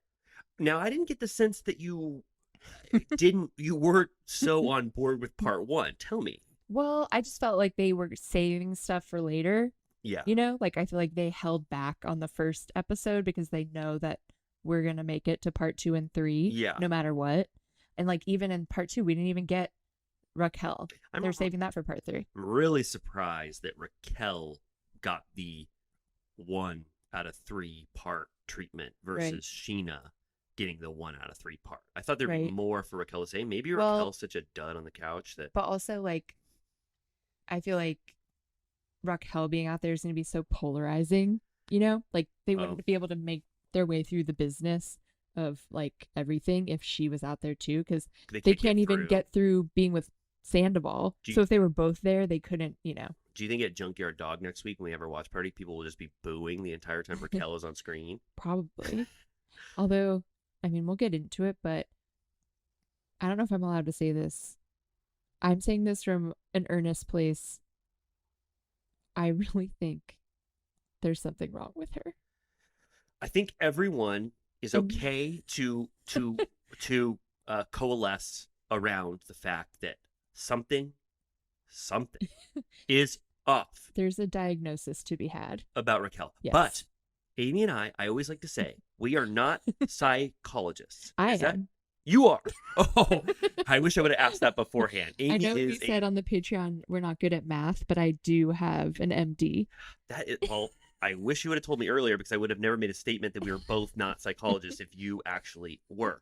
I will say I concur with your diagnosis that something ain't right about Raquel. What it is, I'll never know. Yeah, And I honestly disparage, or I don't think highly of psychiatrists and psychologists that diagnose people on television right. if they don't actually are not having one-on-ones with them. Yeah. But I think we can all agree when you watch Raquel have absolute no reaction or emotion to what is happening when she's in that trailer, Right. you wonder Yeah, what she thought was actually happening right. this entire time.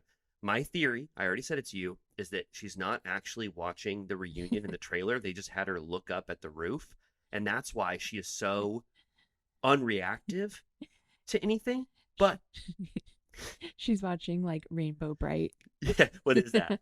It's the cartoon from the 80s, like Oh. Strawberry Shortcake, Okay, no, I've never seen that. Smurfs. So you think, is she sort of like just enjoying an episode of like that? But I feel like even to Rainbow Bright and Smurf, she would have some reactions. That's true. No, yeah, her reactions are very bizarre. But yeah, we'll get into that. Yeah. Okay. So generally, so you like this more. I will say I am having a hard time thinking about this reunion in parts because Yeah. I know that once this is all out, we are going to love this reunion. It's going to be, what, 3 hours Yeah. of the best, most explosive topic in history. Everyone is fighting and talking about it, but it's hard in chunks because I'm just so waiting for, all of it to be out. It's hard to judge them, as a piece, Yeah. which I guess is always the case. It felt like this one, I guess because the first one starts with those like one-on-ones, I felt like the first one felt a little more dated or something. Yeah, you're right. And the second one felt a little more relevant Yeah. and like Yeah, and new, action-packed. and new developments were happening. Yeah.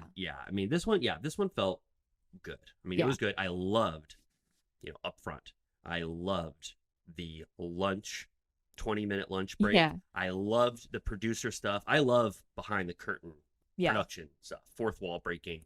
That was amazing. I loved seeing them at lunch. I loved seeing them changed out of their clothes and just Yeah. talking shit on their break. That was Yeah. so fun. That made it That was great. Yeah.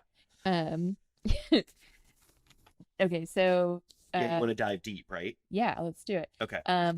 The first there's overlap between the first and second, and the first overlap is we get to hear Sandoval say, I fart Mozart yet again. They said we got to start the episode with this. It is just such an amazing thing to say. So they really highlighted Sandoval's like sort of turn of phrase there.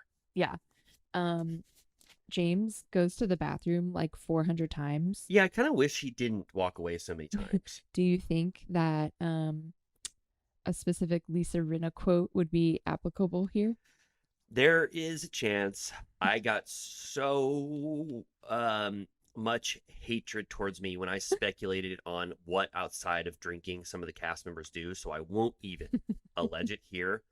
But James was getting up and going to the bathroom a lot, possibly just to have a piss break. But Yeah. I mean, if he's a nervous peer, I can relate to that. yeah, but he got up too much, and I do think getting up now is a classic way to have an explosive moment in a reunion because they always show walkouts. Yeah. Even Kyle, when he did it last season, Yeah. it seemed very unwarranted. It's just Yeah. like, you don't really need to get up out of your chair. Yeah. Nothing is really causing you to like have to walk away. Was Ramona the first?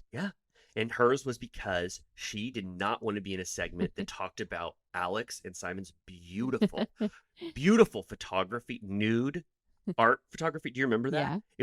It was just for some reason it struck Ramona. She didn't want to talk about it, so it caused her to walk out. But yeah, the first walkout in history. Yeah. I got a Instagram served me an Alex and Simon post, and I'm like, honestly, joke's on literally everyone else because they're gonna be together till the day they die. Was it sponsored? No, it was just them. They were on vacation. And I'm like, they freaking love each other. They love each other so much. They are so horny for each other. They were taking beautiful artistic photography of each other naked. They never showed the Simon naked photos, but those were actually even better. Yeah. And they were pioneers of Brooklyn. That's true. They were in Brooklyn before Ramona even knew what Brooklyn was. And while you are in high school, I am in Brooklyn trying to like raise my family in this economy. One of the best Roni has 1,000 iconic moments, but one of the best moments is when they all go to Alex and Simon's house for the first time. Jill, when It's Jill the goes best. to it, it's She's like, just because it's old doesn't mean it's good looking. and there are like stairs missing and stuff, and like wallpaper is peeling. The kid's birthday party, and Bethany shows up and she's horrified. Yeah. And she's Amazing. like, the emperor wears no clothes. Anyways. But to just do you concur with me that walkouts are a little overused? Yeah. They're not really ever warranted. No. Okay. So James, like Andy said, get in your Stay in your fucking chair. I hope he doesn't get up again. I don't think he will. Yeah. So Lala and Sandoval are going back and forth still.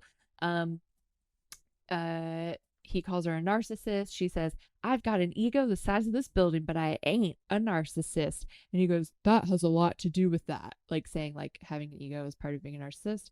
And Yeah. she goes, no, it doesn't, you moron. And he's like, you're a moron.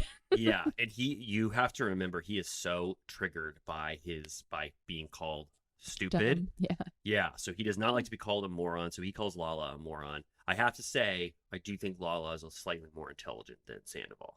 Yeah. And then he pulls out the big guns. I thought this was a shocking thing for him to say, and also sort of no one heard it except us. She didn't respond. Lala didn't hear it. So she did a TikTok, I think, or an Instagram. I didn't see it yet, which I should have, but it was like right before we started recording. But she said she didn't hear him say that, and so she responded now, like today. Was she or furious? Could you imagine? I'm sure. We don't even have to guess. She was probably so furious. But that was what a thing to say. How would he even know? Oh, we didn't say what he said. He said, you pulled out your IUD the day you found out Stassi was pregnant. So, right. So there's a lot of shocking things in that. First of all, is she so like competitive with Stassi that she thought Stassi would get so much like shine from having a baby that she immediately changed her life? What was their deal? They didn't have that much going on together, did Stassi and Lala? they? Yeah. I feel like they always had a reverence for each other. Like they were fine. I feel like Stassi was never like horrible to. But It was Lala's entrance to the show was when Stassi was like Gone. on the outs. Yeah. And I never can remember a dramatic moment between Stassi and Lala. Like, No, because I remember Stassi went to her like concert or whatever at Yeah. that bar, and she was like, you killed it.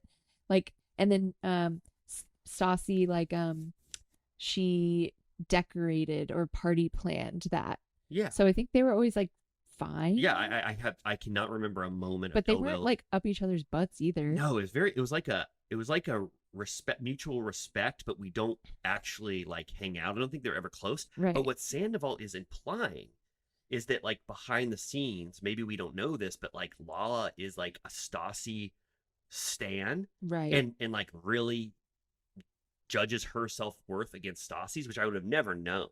That's interesting. I want to know more. But also, how did he know? Is it just his theory that because Stassi got pregnant, Right. immediately Lala I got mean, pregnant? IUD is very specific. But didn't they all get pregnant at the exact same time?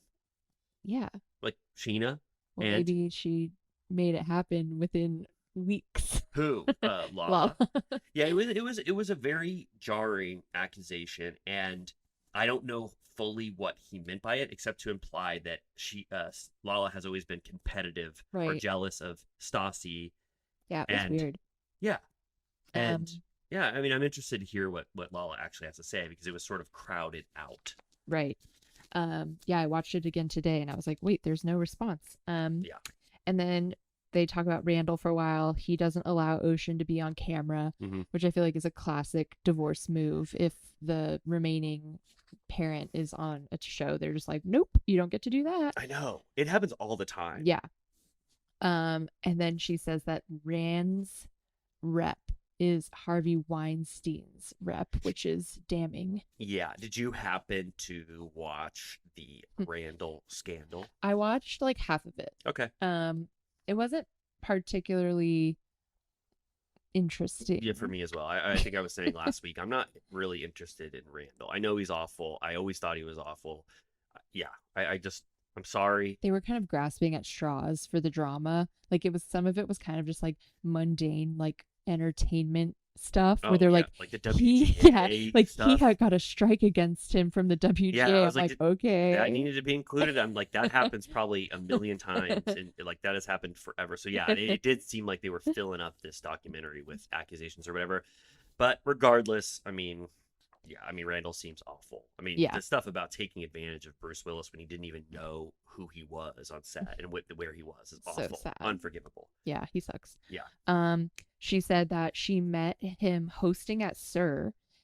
That Randall was a huge fan of the show. Now that was shocking to me. Yeah. Like, I always thought that he was like, he thought Vanderpump Rules was beneath him. Right. She implied that. Yeah. Remember 3 seasons ago or 4 seasons ago when she was still keeping his identity a secret, she was like, my man does not want to be on this show. And she was sort of, this is a friction moment between Stassi and Lala, because Stassi was like, are you implying that Beau is beneath your man and that Beau wants to be on the show, but Randall doesn't because he's like above it? Yeah. That was a little bit of friction. Yeah, that's true. So, but that's not the case. That wasn't the case. He actually loved Vanderpump Rules. Yeah, and he sent an assistant to come in and find her. And she said that they asked, do you have a manager? And Lisa said, he meant Peter. That was a 10 out of 10 joke. I was upset with Lisa a little bit last part, but when you say manager and you're thinking it's a Hollywood manager. This is my manager, Peter. That was a good joke. You have to give credit. It's really funny. Yeah. Yeah. Lala even laughed. Lala laughed. I was gonna ask, what do you think Randall's favorite season was of Vanderpump Rules? 2? Yeah, I was gonna say 2. Because it was season 4 when he like was starting to appear. So I'm really excited for us to watch season 2 on Patreon, because I feel like that's the real shit. Okay. Yeah, that's when it's firing on all like cylinders. 1 is fun, but 2 and 3. Oh. Whew. Well, and 4 and 5 for me. That's I true. love it. The golden era is like 2 through 6, in my opinion. So I can't wait. Thrilled. James immediately calls Lala out and it's like, you had sex with him the first night. And Lala's like, no, that didn't happen. And LVP is like, yeah, you did say you let him hit it on the first night. Which I love that Lisa remembered this moment from the show. She remembered it exactly. They rolled the clip and she goes, I let him hit it on the first night. I was like, wow. Lisa has been watching Vanderpump Rules nonstop in the theater room, and she knows every moment of the show. Because she calls out like James later, like not to get ahead of ourselves, but like she knows the show so well. So it's funny. Yeah. And then I think they get away with that by Lala saying, no, we hung out a few times. The first time we ever had a date, that's when I let him hit it. That's when I got the Range Rover. So they sort of give Lala a little bit of benefit of the doubt there, right? Even though she bragged specifically about letting him hit it. They were asking her like, did you feel pressured to sleep with him to get work? And she actually said that she didn't. And she was like, I didn't know Hollywood worked that way. And James was like, I knew Hollywood worked that way when I was like 8. And then Lisa's like, James slept with Kristen to get on the show. And he's like, no, I've created my own story and you should be thankful. Yeah, I was like, why is Lisa, she said it very like cheerily and like she was like, just having a laugh or whatever, but it's just kind of disparaging James in a way, like to make Lala sound better or to make them all on the same page equal with Sandoval. She's like denigrating all of them, and so she's like bringing James's character into question from something he did in season 3. Yeah, but then he denied it, and then they rolled a clip yet again, and he was like, I was gonna get on the show either way, living with Sandoval or by fucking his girlfriend. Yeah, he was bragging about it. Yeah, and then James keeps doing this thing where he says, I was 21 then, I was a little boy. He said it like 30 times. I'm like, okay, like, who cares? And he keeps calling himself like, I was a little boy back then, like I was such a little boy. I'm 30 now, and you're 40, and I'm 30, and then I was 21, and then I was 25. It's like, does age really have that much significance in your head? No, he keeps calling them like old man, which he always used to do Jax, which Andy historically doesn't like because Andy's older than all of them. Yeah, and I hate to break it to James, but there is a day, his time unfortunately, when you will be considered older than you are now. And I don't think you'll like talking about age as much Right. anymore. Yeah, I know. He's like no spring chicken anymore. But we didn't touch on this, but I listened to Kristen on Good Guys? Yeah. Good Guys? Yeah. And she was saying that James Kennedy's time will come, that the truth always comes out. Yeah, I am so worried that in our like James Ferber #1 guy thing, some revelation will come out that will make us like fully think James is like a monster. Right. But I'm like, if there is something, all of the cast members know about it, and Lala is still James's like ride or die, and most of them have a decent relationship with James. What could come out that would make, you know, that Lala wouldn't be like, oh, I don't want to be your friend anymore. Right. Like, I don't think Kristen has this huge bombshell. Yeah, I mean, we've like seen him act pretty badly, so I would be surprised if But there's we something. do, unfortunately, learn later that James has been smacking Asses. ass. Yeah. Right? Yeah. Yeah. We'll get to it. Yeah. That was, I mean, not to get ahead of ourselves, but I mean, that was sort of a, like, you know, Yeah. shocking thing to learn. And but we'll talk about it, but honestly, Sandoval is right. Everyone is just reflecting or what's the word I'm looking for? Deflecting anything they do back onto him. Yeah. And it's like we actually had pretty bad revelations about James in this episode, and they got no attention because he was just like, well, at least I didn't fuck my girlfriend's best friend. It's like, and okay, well, let's just stay on this for a minute. right. Right. So yeah, we'll get to it. So I think it's like, is it a break time right now? Schwartz starts to do push-ups, Yeah. right? Which, you know, admirable. Do push-ups on your break. Why not? I right? guess it was kind of weird. Why do you think? Maybe he started the day with Adderall and then later he took his lorazepam. But Right. maybe he was still fired up from his like day starting uppers. But Yes. Sandoval, his outfit in the light of day looks so insane. Yeah. What a It's choice. Villain. What a strong choice. What kind of coat is that he's wearing? A pea coat? Yeah. A black pea coat. Mhm. And an all black All black. outfit. Like Prada loafers or something. What was the rationale behind dressing like that? I feel like he was trying to be somber in all black, but it made him look like a villain. Like a cartoon villain. I can't even find the Sandoval that I used to love in that man. Yeah, it's dark. It's hard to even recognize him as the former Sandoval because I can't view him outside of the scandal anymore. Right. Well, he was specifically unrecognizable because he was drinking Diet Coke, not Diet Squirt. Do you think they didn't fulfill his rider and give him the squirt that he's so dearly? I think so, because everyone else was drinking Diet Coke too at their lunch table. So I think they were just like, it's Diet Coke for you guys. It was interesting though that he took a big sip of Diet Coke and said, "This is trash." Yeah. You know. He probably put his cigarettes out in it. And then we got to my favorite part. This whole break, I was like, they're going to cut to commercial. James Yeah. ran away. It's going to be a commercial. No, it's not. We're seeing push-ups. We're seeing Ariana change out of her outfit to eat lunch. We're seeing catering, or the tables, like Yeah. very unglamorous set life, which I'm very used to. Yeah. I love seeing that. Yeah. The facade of Hollywood sort of breaks down a little bit when you see Yeah. Their container lunch. like lunch breaks Yeah. and stuff like that. So I thought that was so fun. And then I think, right, is this when Sandoval sort of makes his He goes into her trailer and he's like, it's rough out there. "It is rough out there," he says. He is very dismayed by his performance. Right. He's like, James is just how I knew he'd be. If I blink, James is like, look at him blinking over there. Yeah. Controversial, but I want to give credit where credit's due. That was funny what Sandoval said. He It was still funny. has a sense of humor. And that is exactly what James was doing.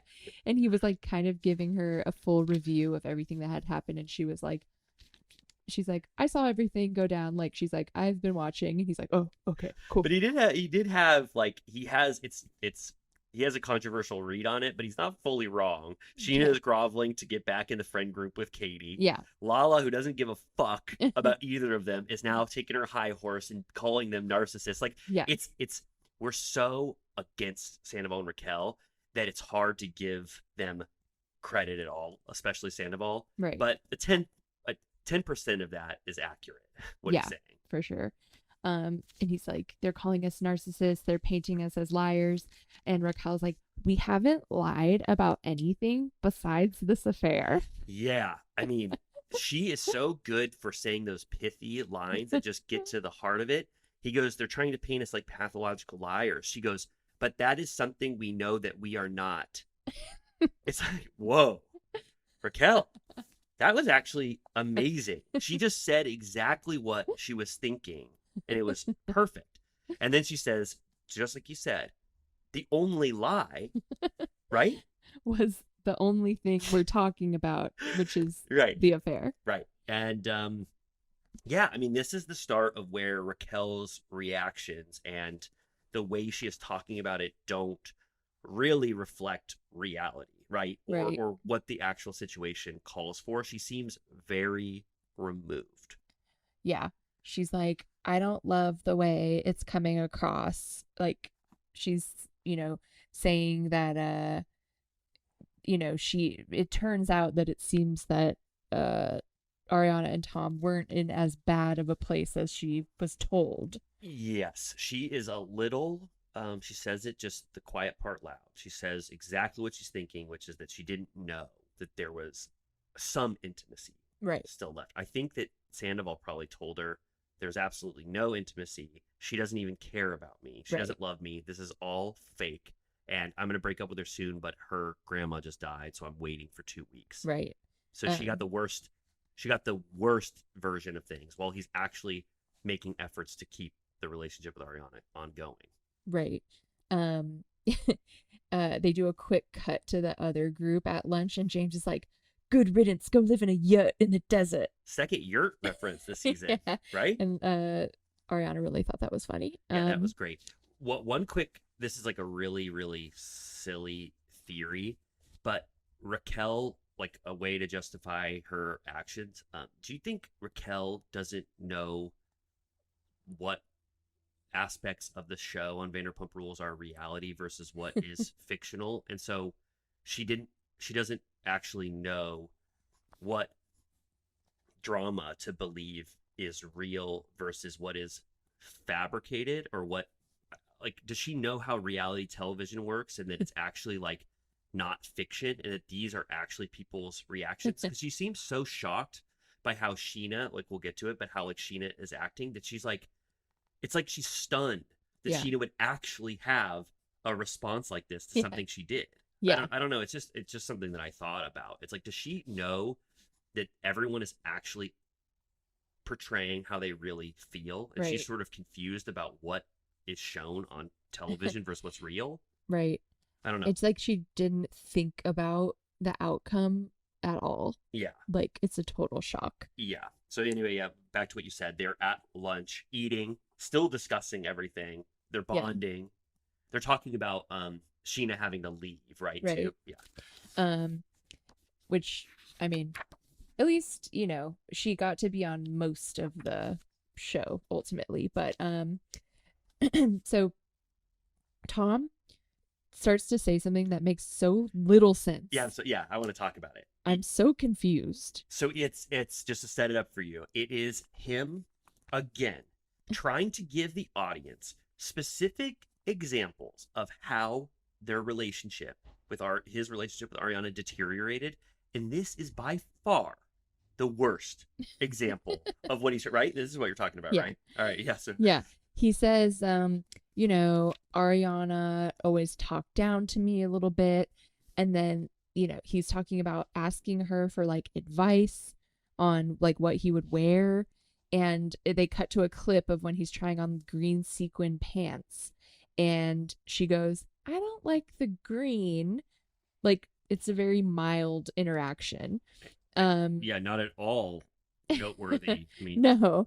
And then he goes, and then she switched to being like, you're so good at fashion, just wear whatever you want. And he said, like, what?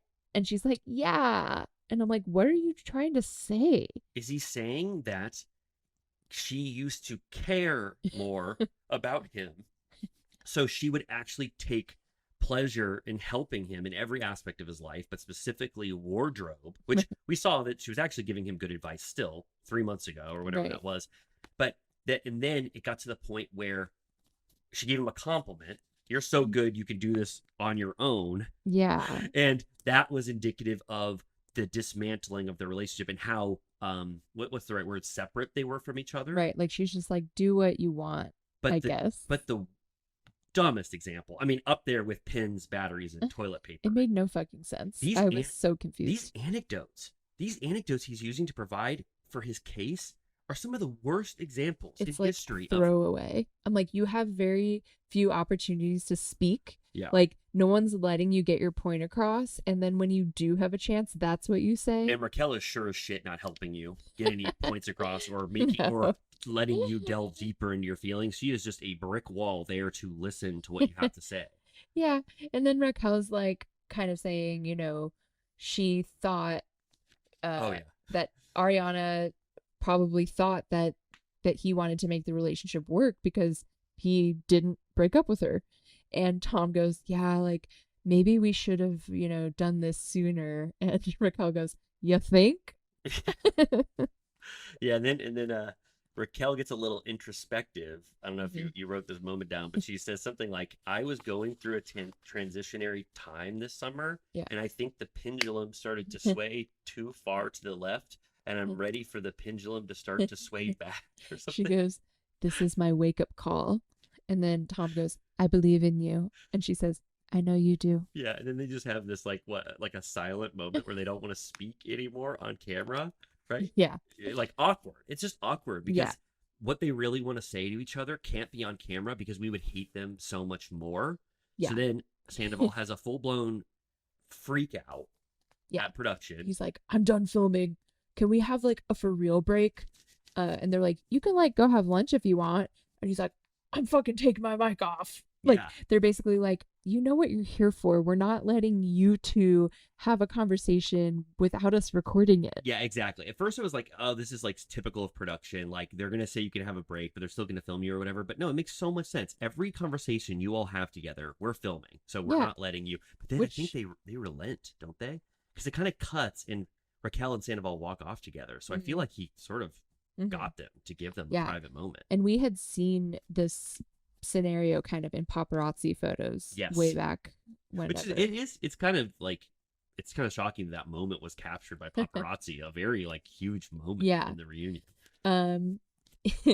Yeah, the guy's like, everyone else is getting recorded while they eat lunch, you know, and then he starts to be like, legally, I get a break. Yeah, which And, I mean, he's right. I mean, he is right. Like I think you Well, he could take a break by himself. right. They Yeah. were like, that's fine. Yeah, but I think once you start to say like legally we deserve a break because they are technically working anytime they're being filmed, he's right. Like you Yeah. have to have he gets granted a break, even though we Right. don't want him to have a break. Legally, he is entitled to not be filmed while he has a moment. They don't. Right. They don't have to film every moment of Raquel and Sandoval, so he Yeah. wears the producer down Right. basically. He threatens to take a fucking Lyft. I know he's a brand loyalist. Yeah, I thought that too. He doesn't say Uber as a like Yeah, catch-all. Lyft. He's a Lyft guy. The mustache. Remember? Yes, when Lyft first started out, they had big pink. You think that's what's going on? He loves mustaches. Maybe they're bringing back the mustache. You know, I was sort of sad when that era of big pink fluffy mustaches on cars ended. It's very silly. Yeah, very silly. But interesting to know that Tom takes lifts. We know Yep. a lot of his brand loyalties now. That's Lyft, true. Squirt. He's like, yeah, he just kept yelling like, I need a break from filming. I don't want a camera in my fucking goddamn face. And then he says he's in a very delicate position right now. And then the guy's like, just take a beat. And he's like, this needs to take a beat. Yeah. Yep. And then I really think they do take a beat because it just cuts, and then I think we go to break. Yep. And then I think we come back and it's the Allie era. Allie. She looked amazing. Yeah, I didn't focus on what she wore for some reason. I never can.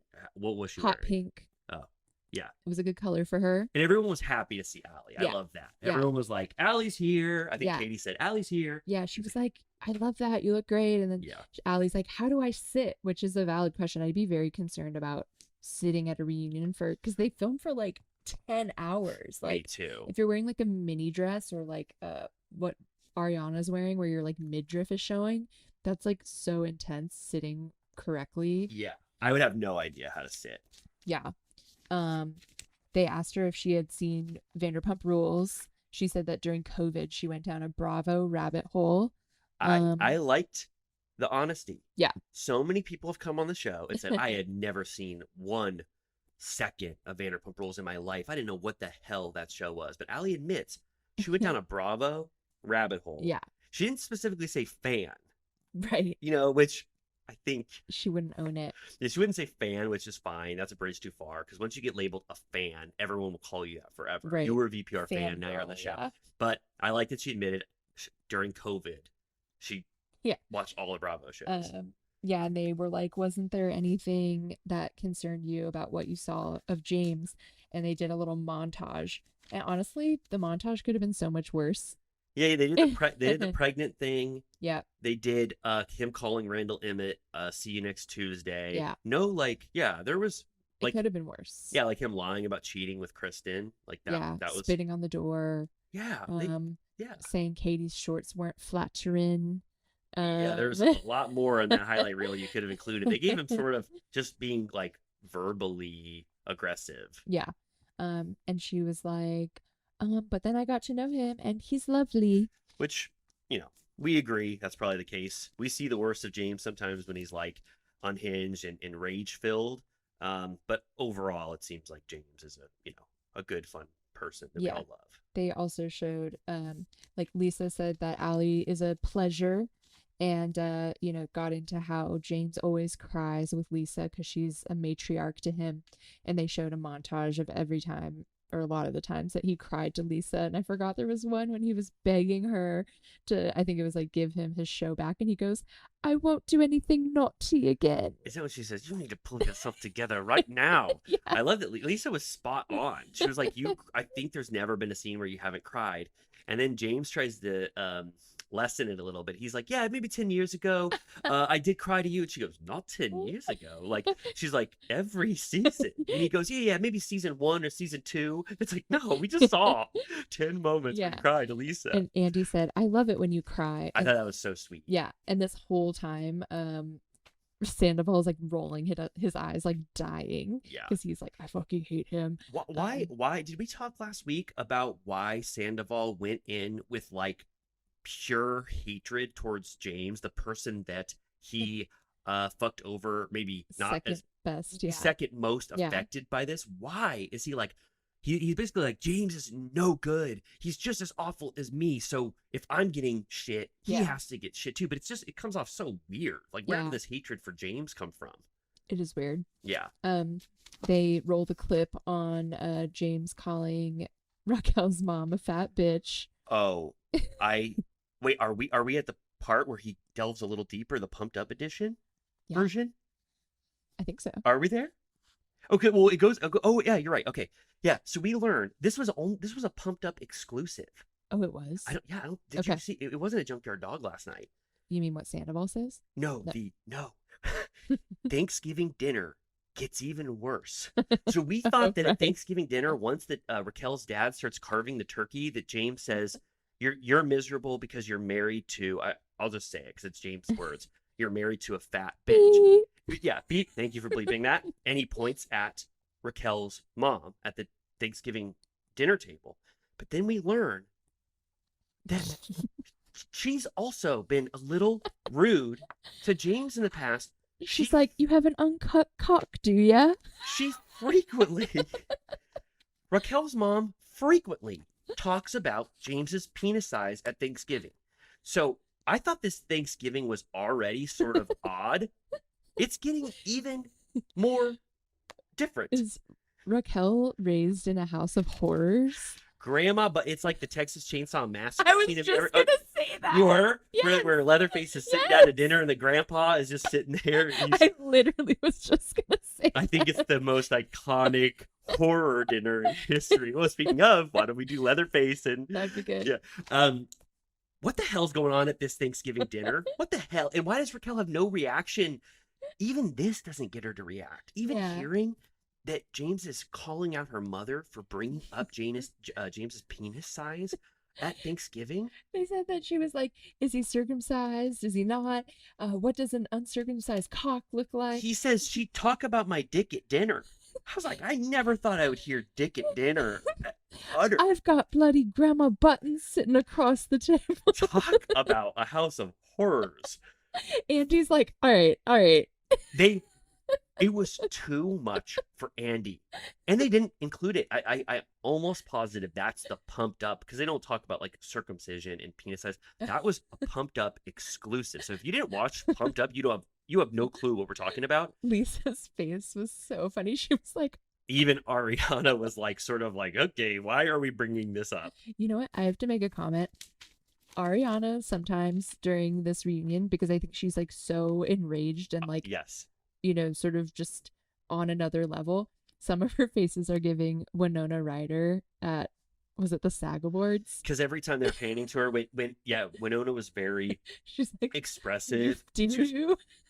Yeah, but I think it's just how like all of her reactions. She was so naturally offended by everything they were saying, and so like riled up that I think every time they have to pan to her, she has a over the top reaction, but it's probably not what it was in the moment. They just have so many great skeptical reactions or rageful reactions to choose from. But yeah, you're right. It is, you don't know where the hell she's like, what she's thinking when she's I just like screamed when he brought up Grandma Buttons, because I think having a Grandma Buttons is one of the most iconic it's such a sweet, amazing grandma. But why did she have to get subjected to this Thanksgiving from hell? And James says it's multiple Thanksgivings. What happened at this Thanksgiving dinner? I need to know more. James doesn't apparently he hates podcasts and he will never be on a podcast. But if we ever get James, and we can just say we won't talk about anything too hot button, but can you just hot grandma button? But can you please tell us what these Thanksgiving dinners were like? Yeah. No holds barred, uncensored. Yeah. Because already pumped up. Just the pumped up, because just a little bit of these tidbits we're getting, it sounds unconventional. Yeah. Major fucked up scenario. They roll the beach clip, which I have to note because I love seeing that again. Oh, and that beer throw just ages like fine wine. He smattered. Yeah. He smattered Schwartz with beer. Yeah.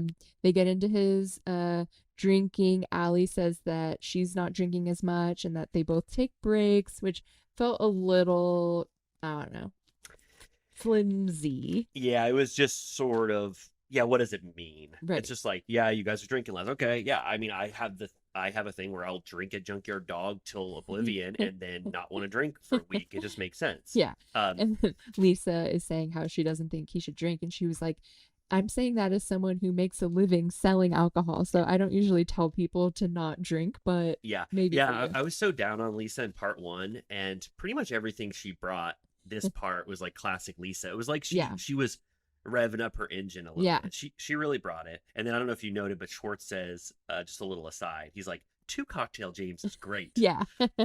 And they are right. Well, I actually, this is so sensitive or whatever, but we have seen that there is a limit to James's drinking that gets him to spiral a little bit out of control. He becomes. You think of that clip, the rooftop clip when he's drinking, like, what is it, like Fireball or is it? No, I think you're right. Fireball, and he's face chugging. And they're all like, James, no. Yeah, and so I agreed with Schwartz's assessment that 2 cocktail James is great. I think we've seen that. Yeah. And then Sandoval was throwing mud at the wall, to obfuscate. Exactly. It was good tea, though. If this was another season and we were on Sandoval's side, we'd be going, God damn, that'd be the most shocking revelation we heard. Yeah. And it's kind of unfortunate that we are so anti-Sandoval that we can't revel in these allegations, this moral gray, where it's like none of these cast members are perfect. I know we're so team James, but if he was screaming and climbing the rafters and smacking asses, that's worth. And he doesn't. Sorry, we can talk about it. We skipped over the fact that when they were talking about James calling Raquel's mom a fat bitch, that Sandoval leans over to Schwartz and says, he said the same thing about my mom the first time he texted me. And I'm like, he's just going around calling everyone's mom a fat bitch. Well, no one has ever had more of a more reaction to people being fat. We've already talked about this. Like one of our first episodes true. or whatever. He hates, or it's the easiest target for him to comment on people's weight. Right. That is like, that's his Yeah. go-to. Age. He called Schwartz fat recently. I know. He is so repelled by people who are, in his mind, fat, that he can't help himself. Moms. That's definitely like instilled in him from his mom, who's like Yeah. a rail. Why would he ever call Sandoval's mom fat? So fucked up, the firefighter. No wonder Sandoval's kind of Yeah, I can't believe he even made friends with him after that. yeah. And then I think Allie says, rightly, I don't think the word fat should ever be used. Right. Ever. And Which- James is she's dating the man who uses it the most. Yeah. Disparagingly. I thought about that because that is a hot topic in the, I'll call it the fat community. I think a lot, like, people do use that word. So it's funny that someone like her was the one that was like, you should Because- never say fat. So society is sort of like turning where that's not a negative term. Right. It's like reclaiming Right. fat. It's like, And what do she's- you say? Overweight? So she's sort of like 2 steps behind what the culture Right. is. Like, right I was now. like, well, Roxanne Gay says it. Allie, what do you think about that? She does. Roxanne so. Gay claims it. I think so. Okay. But Well, anyways, but yeah, he's a dick about that kind of so then Sandoval, we didn't get into it specifically. He kind of brings the ruckus a little bit here on James. Yeah. Shattering the James myth a little bit, and definitely shattering the perception that James is in control of his drinking and only sips 2 beers and then gives it up. Right. Yeah, he says that they did a gig together, and he says James was belligerently drunk, and he goes, so was Schwartz. Yeah. And it's like, James, I don't know what to tell you, but there is a difference between Schwartz belligerently drunk and you belligerently drunk. Absolutely. That security was going to escort him out. The manager told Sandoval that James had slapped a waitress's ass and that he had to have her sign a form to make sure she wouldn't file suit. So huge allegation. I mean, almost, rivaling like the Lindsay accusations in Summer House. That's pretty big. Yeah. He smacked ass, sexual harassment. Yeah. And had to sign an NDA, Yeah. or she She had to did, sign an yeah. NDA so that she wouldn't sue them for the behavior of him. They lost The their job. their job. Yeah. And James is like, that's great. Like, who fucking cares? All you have to do is get drunk and you get paid. You guys just get drunk. I get drunk and I provide a whole fucking show. Okay, yeah, okay, props to him. He does have to do more work than Sandoval and Schwartz at a engagement like that because they're not known for anything except like pouring shots in people's mouths. But I couldn't believe that he just fully admitted it. He just Yeah, he didn't deny he it. didn't deny one aspect of it. He's No. like, that story is true. Yeah. I was climbing from the rafters, what are rafters? I was imagining, yeah, like I know that the only time I went to Coachella, people were doing that, in like the tents. Oh, like this, is that the stage like apparatus? yeah, like scaffolding So kind of maybe. I heard that he, how he had a long corded mic. I heard that he swung the long corded mic over the rafters and started swinging into the audience. He did like have you seen what Pink concerts look like now? No, what does she do? She does like aerial flying over the crowd. Oh, I went to a Drake concert, Drake vs. Lil Wayne, and Drake went on one of those pegged stands that nice. floats in front of the audience, and That's he sang fun. the song called "Find Your Love," and he was over our heads. Beyonce does that, yeah. Really? But Pink like literally like she does like flips and shit. That is so fun. Can you please send me a YouTube of I the will. best Pink aerial moment? But I was just gonna say, I think James sort of does a low key version of that, where he wraps the mic around, and I think he swings over the heads of people while screaming with his shirt off. I would love to see that. But you can understand why he might get kicked out, because there is some worry that the mic cord would break and he would fall. But he only weighs like 90 pounds. So, So it wouldn't actually hurt that bad. So what do we do with that new information? Does it make us reassess James? it does make me feel like we have to keep our eye on him, Yeah, and yeah, I mean it's something that I was glad to hear. I wasn't mad at Sandoval for bringing it Yeah. to try to, I don't know, cause James to look bad as well as him, because I do want to know that kind of stuff, Right. just as a viewer. Yeah.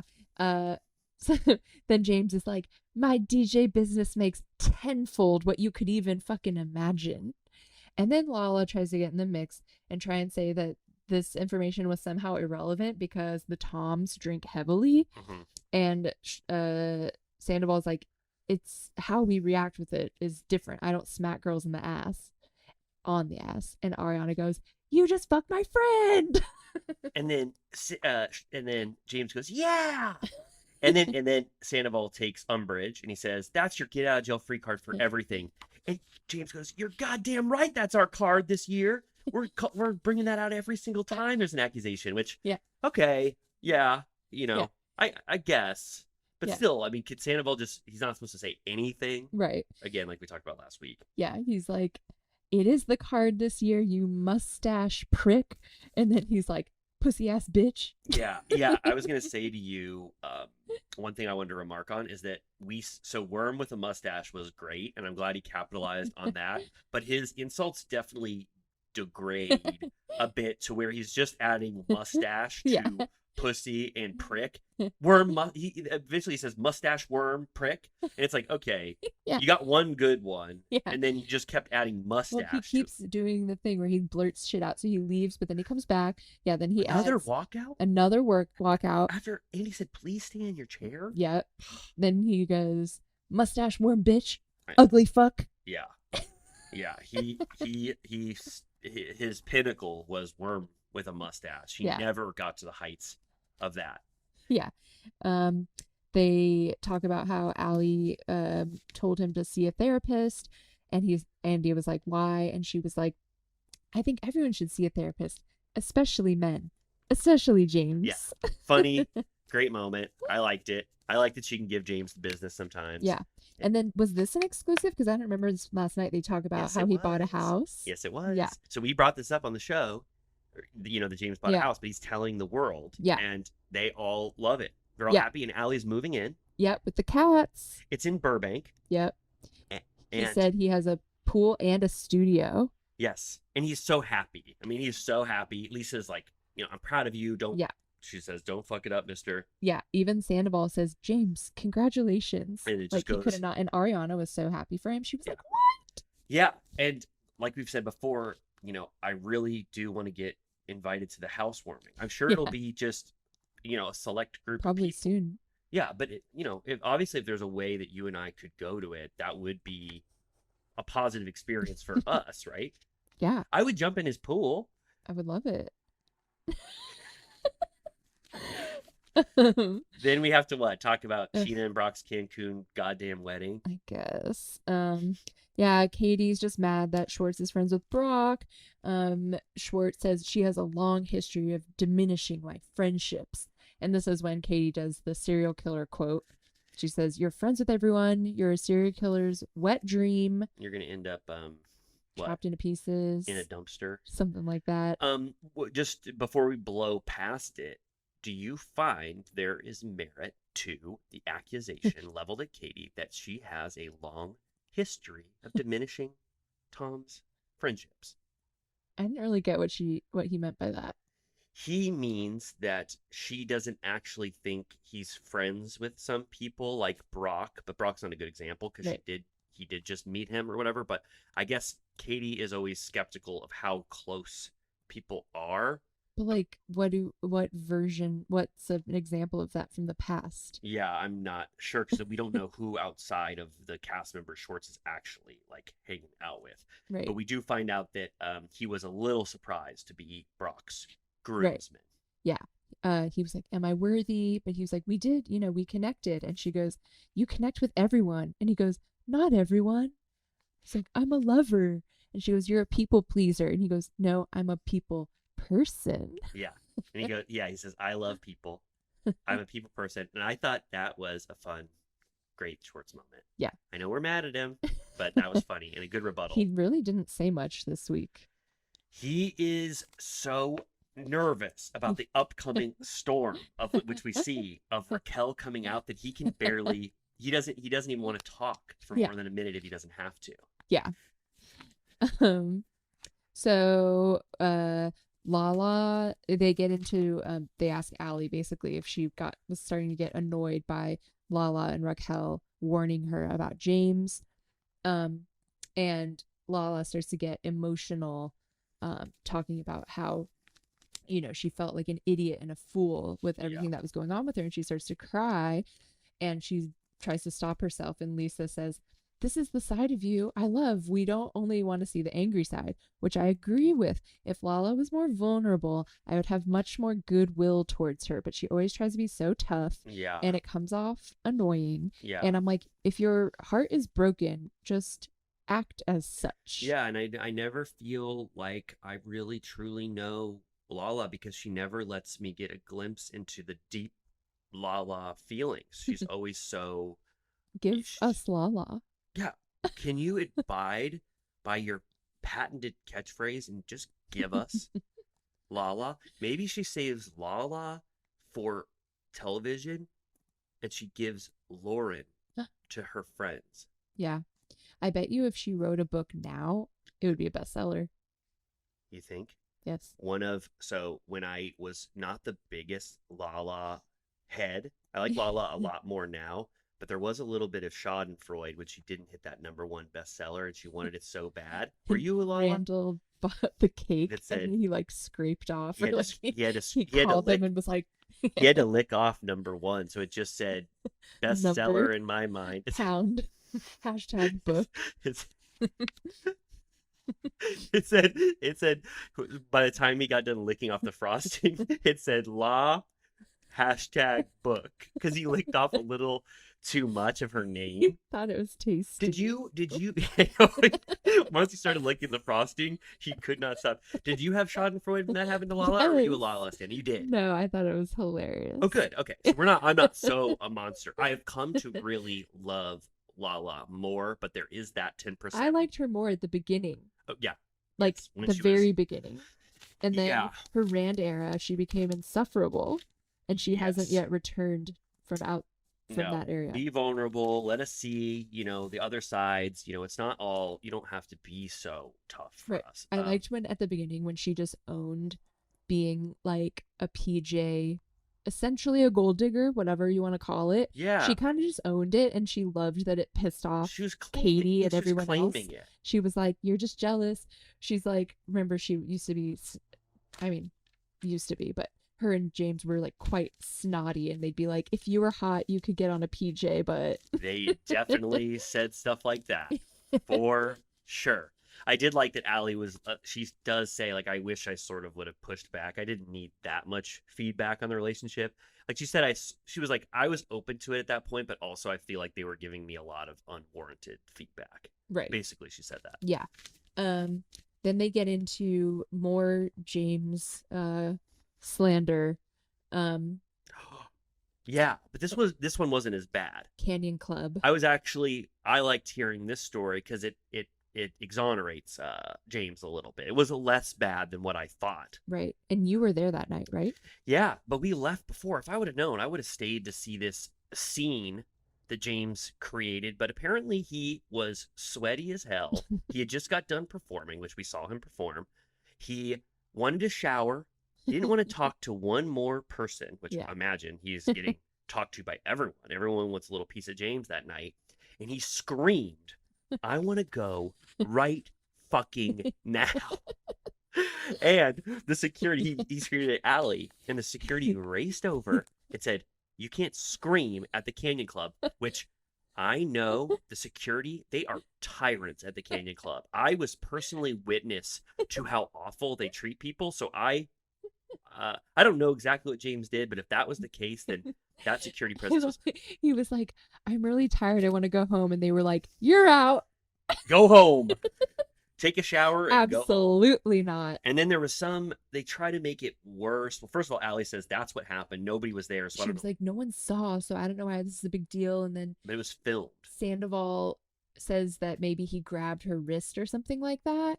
And they don't really deny that, at least. Yeah, I don't mean, James is very grabby. Right. I mean, he is. But the second it gets into that territory, James changes the subject and goes, were you fucking Raquel in the back? And Ariana goes, dedicating songs to me while you were fucking other people. So it immediately, yet again, he doesn't have to deal with that. And Sandoval goes, yeah, I was kissing her in the back. He admits it. Then, okay. Well, we're out of this Canyon Club territory, right? We're on to restraining order. Restraining order. Guess who was there the day that Scheana got completely exonerated? Court date on the 29th. We were there. Was that the 29th of what, May? No. Oh, no, I'm sorry, March. Sorry, I get May and March swapped sometimes. It was, yeah, right? yeah. So for those who are just new Turtle Time listeners, little cutie turtles as of now, just so you know, Amy and I were in the courtroom right behind Brock and Scheana when the judge officially said, by my decree, for all time, Scheana and Brock are officially exonerated. And she banged down the gavel, and you and I cheered. Yeah. It was, and then, yeah, it was just an amazing moment. We're not there yet, but later on, Lala starts crying about how she's so happy that Scheana won't have to deal with the court system because she's so traumatized by the court system. Yep. And Scheana starts crying. And I'm like, okay, first of all, I'll start this by saying I understand that Scheana was scared and overwhelmed by this entire procedure. You know, she was, you know, on top of her heartbreak, didn't want to have to deal with that. But I was kind of laughing because having been at the court, it was essentially like a traffic ticket. It was like the least dramatic court you've ever seen. Yes. I mean, yeah, if our firsthand account is any has any merit, I would say that wasn't too, you know, like bureaucratic of a process or like I'm like it's consuming. kind of an example of like Lala kind of seemingly is in her mind she's so triggered by everything that she's gone through, like rightfully so, that everything that is anywhere near that experience is just as bad. Yeah. And I'm like, doing a custody battle with like Harvey Weinstein's like representation where they like threaten to take your kids away is probably a little different than just like making a mandatory appearance to be like yay or nay or whatever. Yeah, it's true. That's true. Yeah. But then this is now they are talking Slapgate, Punchgate. Andy says, Scheana, did you punch her? She says, Andy, I can't talk about this until the 29th. I can't say one word about it. Lisa adds her 2 cents. She goes, I think she slapped her. And then Katie is in the background being like, she couldn't punch her. Look at her nails. Yeah. And then Lala comes to Sheena's defense. They all say no. Scheana can't talk about it. And then Sandoval goes. And then I think Andy goes, Sandoval, do you have something to say? Because he's going, and Andy goes, yes, Sandoval, do you have an alternate theory on this? And he goes, I'm in a hard place here because Scheana is my friend. And Ariana goes, say it. Scheana's not your friend. She'll never be your friend again. So you can just, right? Or she goes, but careful what you say. Yeah, he goes, I don't want to upset my relationship with Scheana. And Aria goes, you don't have one, you idiot. And he goes, he goes, I will just say that when I was on the phone, wasn't there. Let me just say specifically, I wasn't there, but I heard on the speakerphone that Scheana said, yeah, I punched that bitch and I threw her phone. And he goes, I will take a polygraph to that effect. And Ariana goes, that didn't happen. Scheana says what? I think Scheana says keep your fucking mouth shut. Which was trap. giving like New Jersey was giving Sopranos like, you fucking rat. Keep your fucking mouth shut, motherfucker. Yeah, when it comes to legal issues, keep your fucking mouth shut, Sandoval. But he doesn't. Yeah, he's like, saying he doesn't want to, whatever. And Sheena's like, better just to not say anything. Like, she's like, She's so it's pretty clear that everyone is just covering for her. yeah. It's Like, I'm pretty sure she probably did say that. yeah. Yeah, Uh, it's I don't like, because it's legal, and even now I think Scheana would be mad at us now that we can't talk about stuff. But it's just like, it is a legal issue. Well, I she don't said in the finale yeah, that she she was filled with rage and she shoved her. so yeah, we'll use the terminology she used. But something happened, yeah, whatever. I don't know. We've talked about this enough. But They- I'm wondering why. You'll know much better than me, and I don't know why I'm so confused, but why did she steal Raquel's phone and throw it and break it? It sounds So she like- couldn't talk to Sandoval and like get their story straight for a second? Well, it sounds like, I think the timeline is this, if I understand correctly. They, Scheana and Raquel were together, Tom and Ariana were together at Tom Tom. Mhm. Ariana called Raquel directly and Yes. said, I just found out. Tell me now. Tell me everything. Right.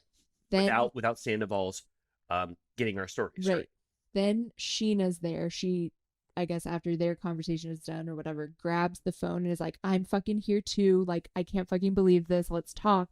And then she said, I'll call you back. Essentially, I'll call you back on my phone. I'm going to chuck Raquel's phone into a gutter. But there has been, I'm pretty sure Ariana said this on Call Her Daddy, that at one point all four of them were on speakerphone together. Yes. Like, Raquel was on the line, Scheana was on the line, Tom was there, Ariana was there. And that's- So there is an instance where that was true, where Yeah. they were all hearing. Because I was like confused. I was like, why is Raquel on the phone now? Like, Yeah, did he call her? Like, what? But why? Why does, I know it's the worst thing in the world, and we're all dealing post Scandival universe, but why does it warrant taking someone's phone and throwing it in a gutter? I think she was in Just- a rage, a blind rage. Okay, so it had no like intention behind it. It was just like, I'm gonna destroy your but phone. Sandoval took Ariana's phone Right. because she was threatening to tweet Yeah. about his infidelity, Yeah. and he didn't want that Could to you happen. imagine if we would have just peeked in the back of Tom Tom for 1 second and seen this horror show Oh my again God. of like calling the Uber, grabbing phones. We hear Scheana on the speakerphone saying, "I punched her," or whatever. They, Allegedly. Yeah, the Uber driver hears it all. They stop for cigarettes. Right. Oh my gosh, I love it. Yeah. Yeah. So, Yeah. it does a clip from Watch What Happens Live, and it's like 3 hours before Scandival. Is it when they're like dancing? yeah, that was kind of fun.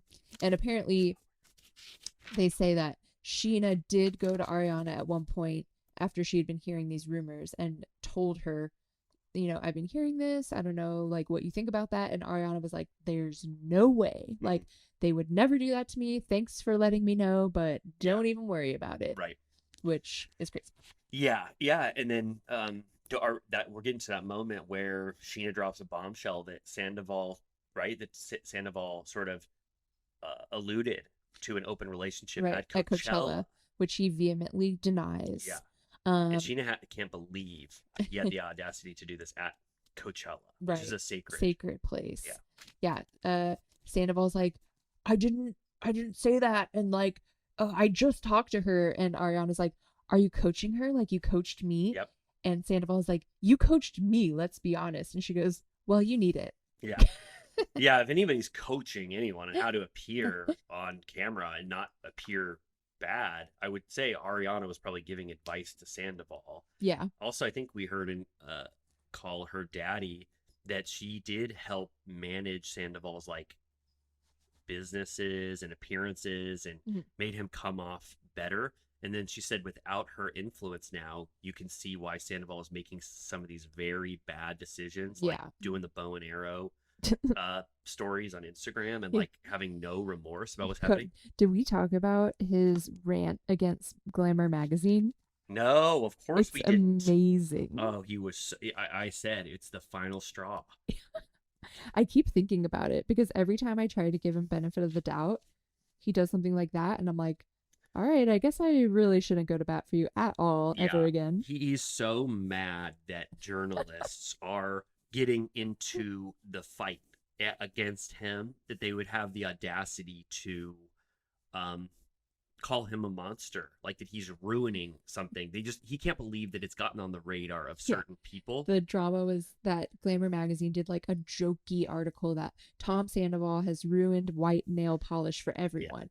And then he went on this whole like Trumpy rant about how you call yourself a journalist. He tagged the writer of the article, called her out, said that it was like bullying and tabloid fodder, and that he thought better of their publication. And it was like 5 Instagram stories long. It was a true mental breakdown, because he was a huge Glamour head before. He loved Glamour. He was like, I thought your magazine stood for style and truth. Yeah, he was a subscriber over the years, and I guess Glamour was just like too much for him. I'll say.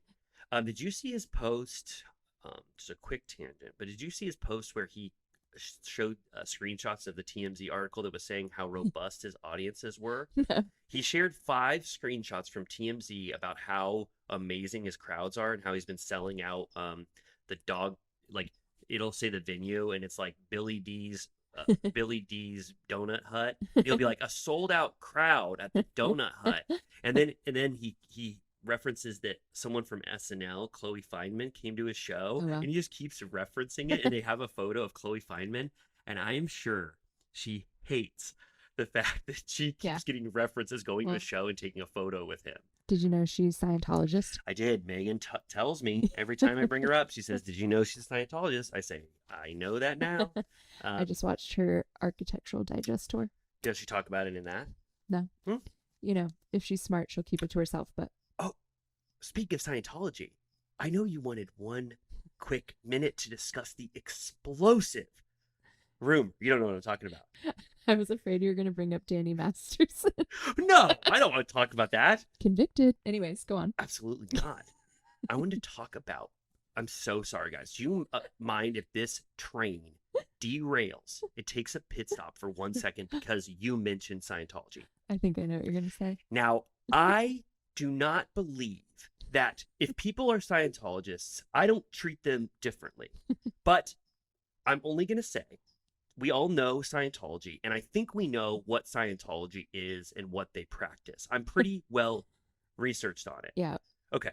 With that in mind, that caveat, we have heard, Amy and I, that Lindsay Hubbard, now I will never, ever reveal our sources. Ever. This is deep, deep background.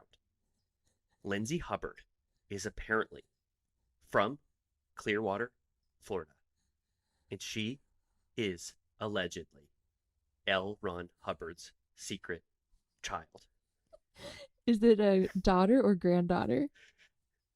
You read the same. Are you just, you're trying to not out our sources, which I appreciate, but you are more tied to this rumor than I am. So you tell me what the rumor said. This is a rumor. This is alleged. Yeah, I think maybe it's that L. Ron Hubbard lives among us. That was the rumor? And he has a daughter that's only in her 30s because he's been alive this whole time. What are you doing? And she knows where Shelly Miscavige is. Okay, well, L. Ron Hubbard died in 1985, so I don't think that's what you think. Oh, okay. So I'm sorry. So I didn't know that. Okay. Well, how about I am worried about the litigious Scientology community. I have heard that they are. We are in their neighborhood. So let's just put a pin in that. Do you agree that Carl looks like someone that has been under the guise of a stress test or something like that? I will be honest. Allegedly, it does look like he's been subject to a couple audits in a row. I think so. He has that sad John Travolta look in his eye, if you know what I mean. Yeah, and once you audit with Scientology, allegedly, they can use all of that information about you and release it to anyone. And it's not maybe we should not talk about Scientology, right? I'm just saying Carl is giving hostage. Okay. Well, we might cut this out. I'm sorry to derail the train station. I just know that was a rumor that Amy and I wanted to bring up at one point, but maybe we'll cut it out. Let it fly, internet. Okay, so we get into this portion where Sandoval they're talking about I what like this part. Ariana would or would not allow, according to him, on Yep. camera. Yep. He says specifically that they would be having horrible fights, and then the camera would start rolling, and Ariana would be like, "Honey, I'm home." Yeah. And then Ariana says that there was nothing she didn't bring to the table that they were not remarking on Right. camera. Which, I mean, I agree. She has a strong case in the sense that she really was very honest and vulnerable about her personal mental health issues. Yes. About like her former relationships and her body image and all of those kinds of things. But to me, that does not mean that she was specifically particularly open about the state of their relationship. Yeah. And if you'll permit me to be a stinker for 1 second, we know specifically and objectively that Ariana tried to shut down a conversation about the Labor Day party where Sandoval looks bad and the Right. relationship kind of looks bad for a second, that he didn't visit her after go to her immediately when her grandma died. We know she shut down that conversation, and we know that Sandoval specifically told a producer, "I wish we could get more into the things that are going on." That's Right. not bullshit. We Right. saw it. Yeah. Lala Yeah. confirmed it. Right. But of course, she just says that she didn't want him to look bad. Yeah, So, and then and regardless if that's the case, there's right. still no excuse. Just because you weren't showing an awful fight or something, there's no excuse. I'm just saying we can't just say everything Sandoval says is complete bullshit because we hate him now. Right. For sure. That we wouldn't be doing our due diligence as investigators. Journalists, yeah. Yeah. They he gets on the thing about how he thinks she called him dumb, and that he said that she said, "Your brain don't work so good." I was like, nothing has ever sounded more out of character from someone that I think I've known after watching for 10 years than Ariana doing a dumb voice and saying, "Your brain, what did you say? Your brain don't work so good." And she was like, "That was your joke. Are you kidding me?" And he goes, "I know it was my joke, but you're still calling me dumb." And she goes, "I never, ever called you dumb until now. Yeah. You're dumb." And then she was like, "I'm going to use your tactic where Yes. you never let someone finish his sentence." And he's like, "That was your tactic." I loved hearing their tactics Yeah. because Sandoval, Stassi has said, I heard her say, Sandoval's so good at the reunions because the minute you start to pin something on him, he'll have some specific anecdote from the past and he'll just Right. burn you with it. So I Yeah. love hearing that he has tactics Yeah. that he will train people with. Yeah. Don't let him finish. Yeah. It's like, if there's propaganda, cut him off. Yeah. And I guess at one point he called her motherfucker because Lisa goes, "Did you just call her motherfucker?" That's your tactic, motherfucker, to Ariana in her face. The problem is Tom Sandoval, for some reason, uses the word motherfucker so casually that he'll let it loose to Lisa Yeah. and Ariana. He didn't specifically say it to Lisa, but he just says motherfucker so often that it sounds so wild that he called Ariana a motherfucker. I love it. Yeah. Okay, so then we get to Raquel.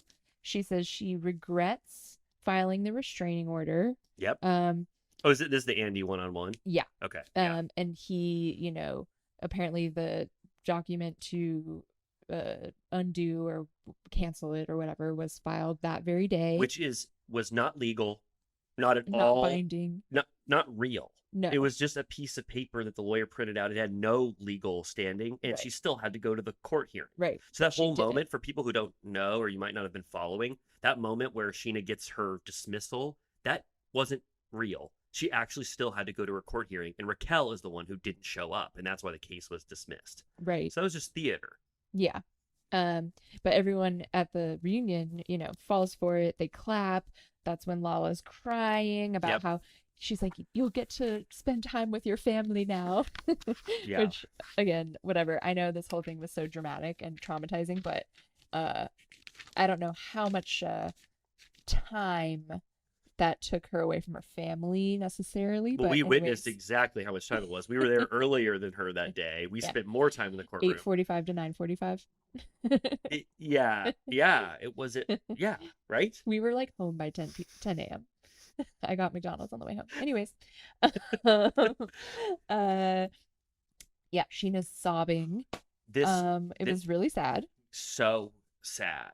Scheana finally, you could say that Scheana didn't have a lot to say, and why is she here for 2 parts or whatever. Scheana is devastated by this. You see it. She's like, I took care of her. I gave her a home. Betrayed by my 2 best friends. Yeah. Literal best friends. And she uses that term loosely. Right. But we know Sandoval was one of her best friends. We Yeah. know Raquel was one of her best friends. Yeah, she says that her baby cries when she sees her cry.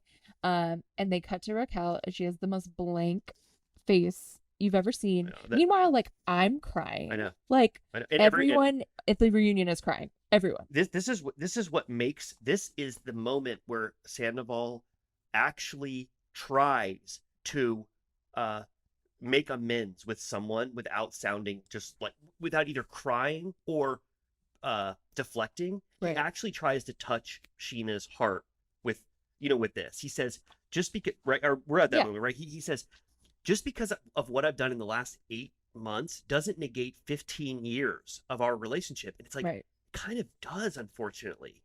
It's like you say that, but it really Yeah. does, because it makes you look at every single thing you've done in hindsight in a different lens, and we're learning that as we Yeah. rewatch the show. Yeah. It's like it you did kind of ruin your legacy a little bit. Yeah. It's so sad. Yeah. She they were saying that they played the clip where she said she would trust Brock in bed with her, and then she goes, we literally shared a bed. We went to Vegas and she didn't want to go back to her room, and she was like, can I just sleep with you guys? Which I was like, that's weird. But Scheana slept in the middle. Scheana was in the middle, and then later they show a clip. Maybe, I don't know if this was on last night or just in the bonus, but on the Havasu trip, she told them about that, and they're like, you slept in the same bed as Scheana and Brock? And she goes, we did a cuddle puddle. Oh my gosh. I think I missed that on the 2 times I watched. I didn't see that cuddle puddle scene. It was a cuddle puddle. But yeah. Yeah, and then we didn't really get to the malicious intent. Do you have that coming up next, or is that a little Let me further down see. the line? Yes. But first I have to write down, Of course. when Scheana is so upset, she says, I trusted her with everything. First of all, Sandoval says, Scheana, I'm really sorry. Mhm. And then they cut to Raquel, who says, now I'm thinking I should have written Scheana a personal note. And then she says, as things are unfolding, it's like more realizations and like more regrets. So, Amy, first off, I want to say your Raquel is so good.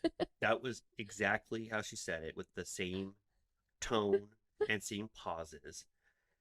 That, I don't think I even wrote it down, but just hearing Raquel process things is one of the most shocking things. It's like she's saying what anyone would have been thinking ever since this started, and she's saying it for the first time out loud to herself, because her thoughts are coming to her, Yeah. in the moment. Yeah. And I took that to mean that she had no idea that Scheana would ever be affected Yeah. by this. Yeah. this She much, like right? didn't even think about it. Yeah.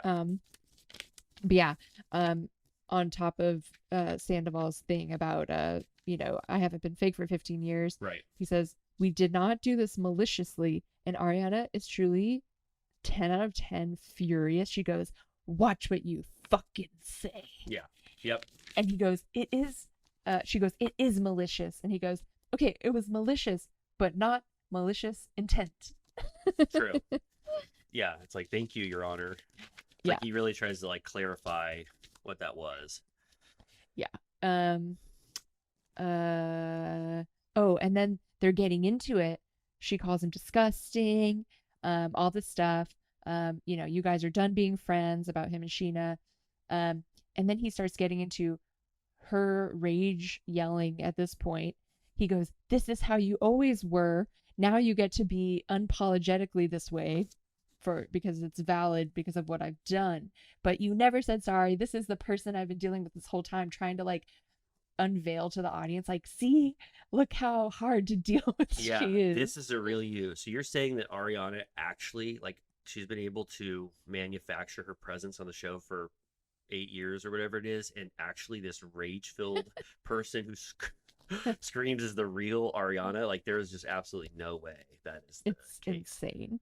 And then they bring up that Scheana did bring up to Tom at a DFH event, which is like Ariana's Drink from home, drinks drink from home line or cocktails. whatever. Yeah. Scheana asked Tom directly, I've been hearing this stuff, like, do you care to deny it, And she goes, you needed to just lie to my face. And he goes, I did. I didn't understand this moment. Why didn't Scheana want to know the truth right then? I didn't get it. Well, I guess she was like, please don't even fucking tell me, because I don't want it to be on me to have to tell Ariana. Yeah. And he agrees so and he says did her it a would have been a favor. burden on Yeah. you. And Scheana says, like it was to Schwartz. Right. We have to take one quick second. My laptop, we're going way longer than we ever have. We just entered the territory where I have to charge my laptop. So 1 second. Sorry about that. We are fully back. Yes.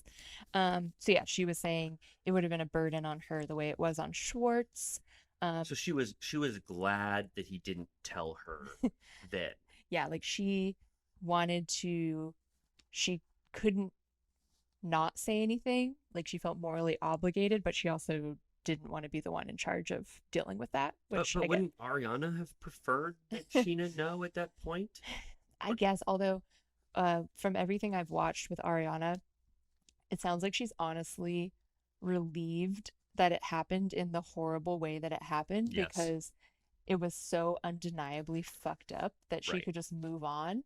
Whereas if she found out like any other way, or if she didn't know that it was cheating or whatever, that she would have had to grapple with like what to do next. Whereas she found out in such a terrible way that Yeah. she was able to just cut ties And completely. if Sandoval had his way, he would have like perfectly orchestrated some lie to get out of it. Right. She would have believed it for a while. The world would have believed it. Right. But instead, he flamed out like crazy. Totally. Yeah, Tom said he went into fight or flight in that moment, which I thought was funny. Oh, and then a silver lining, or a gold lining, I should say, this wonderful moment.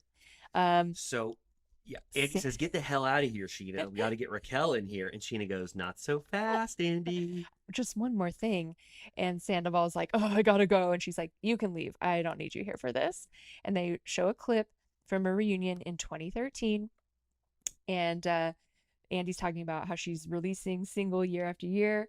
And he says, at this rate, you're going to have an album by 2023. Which, if you know anything, that's the year now.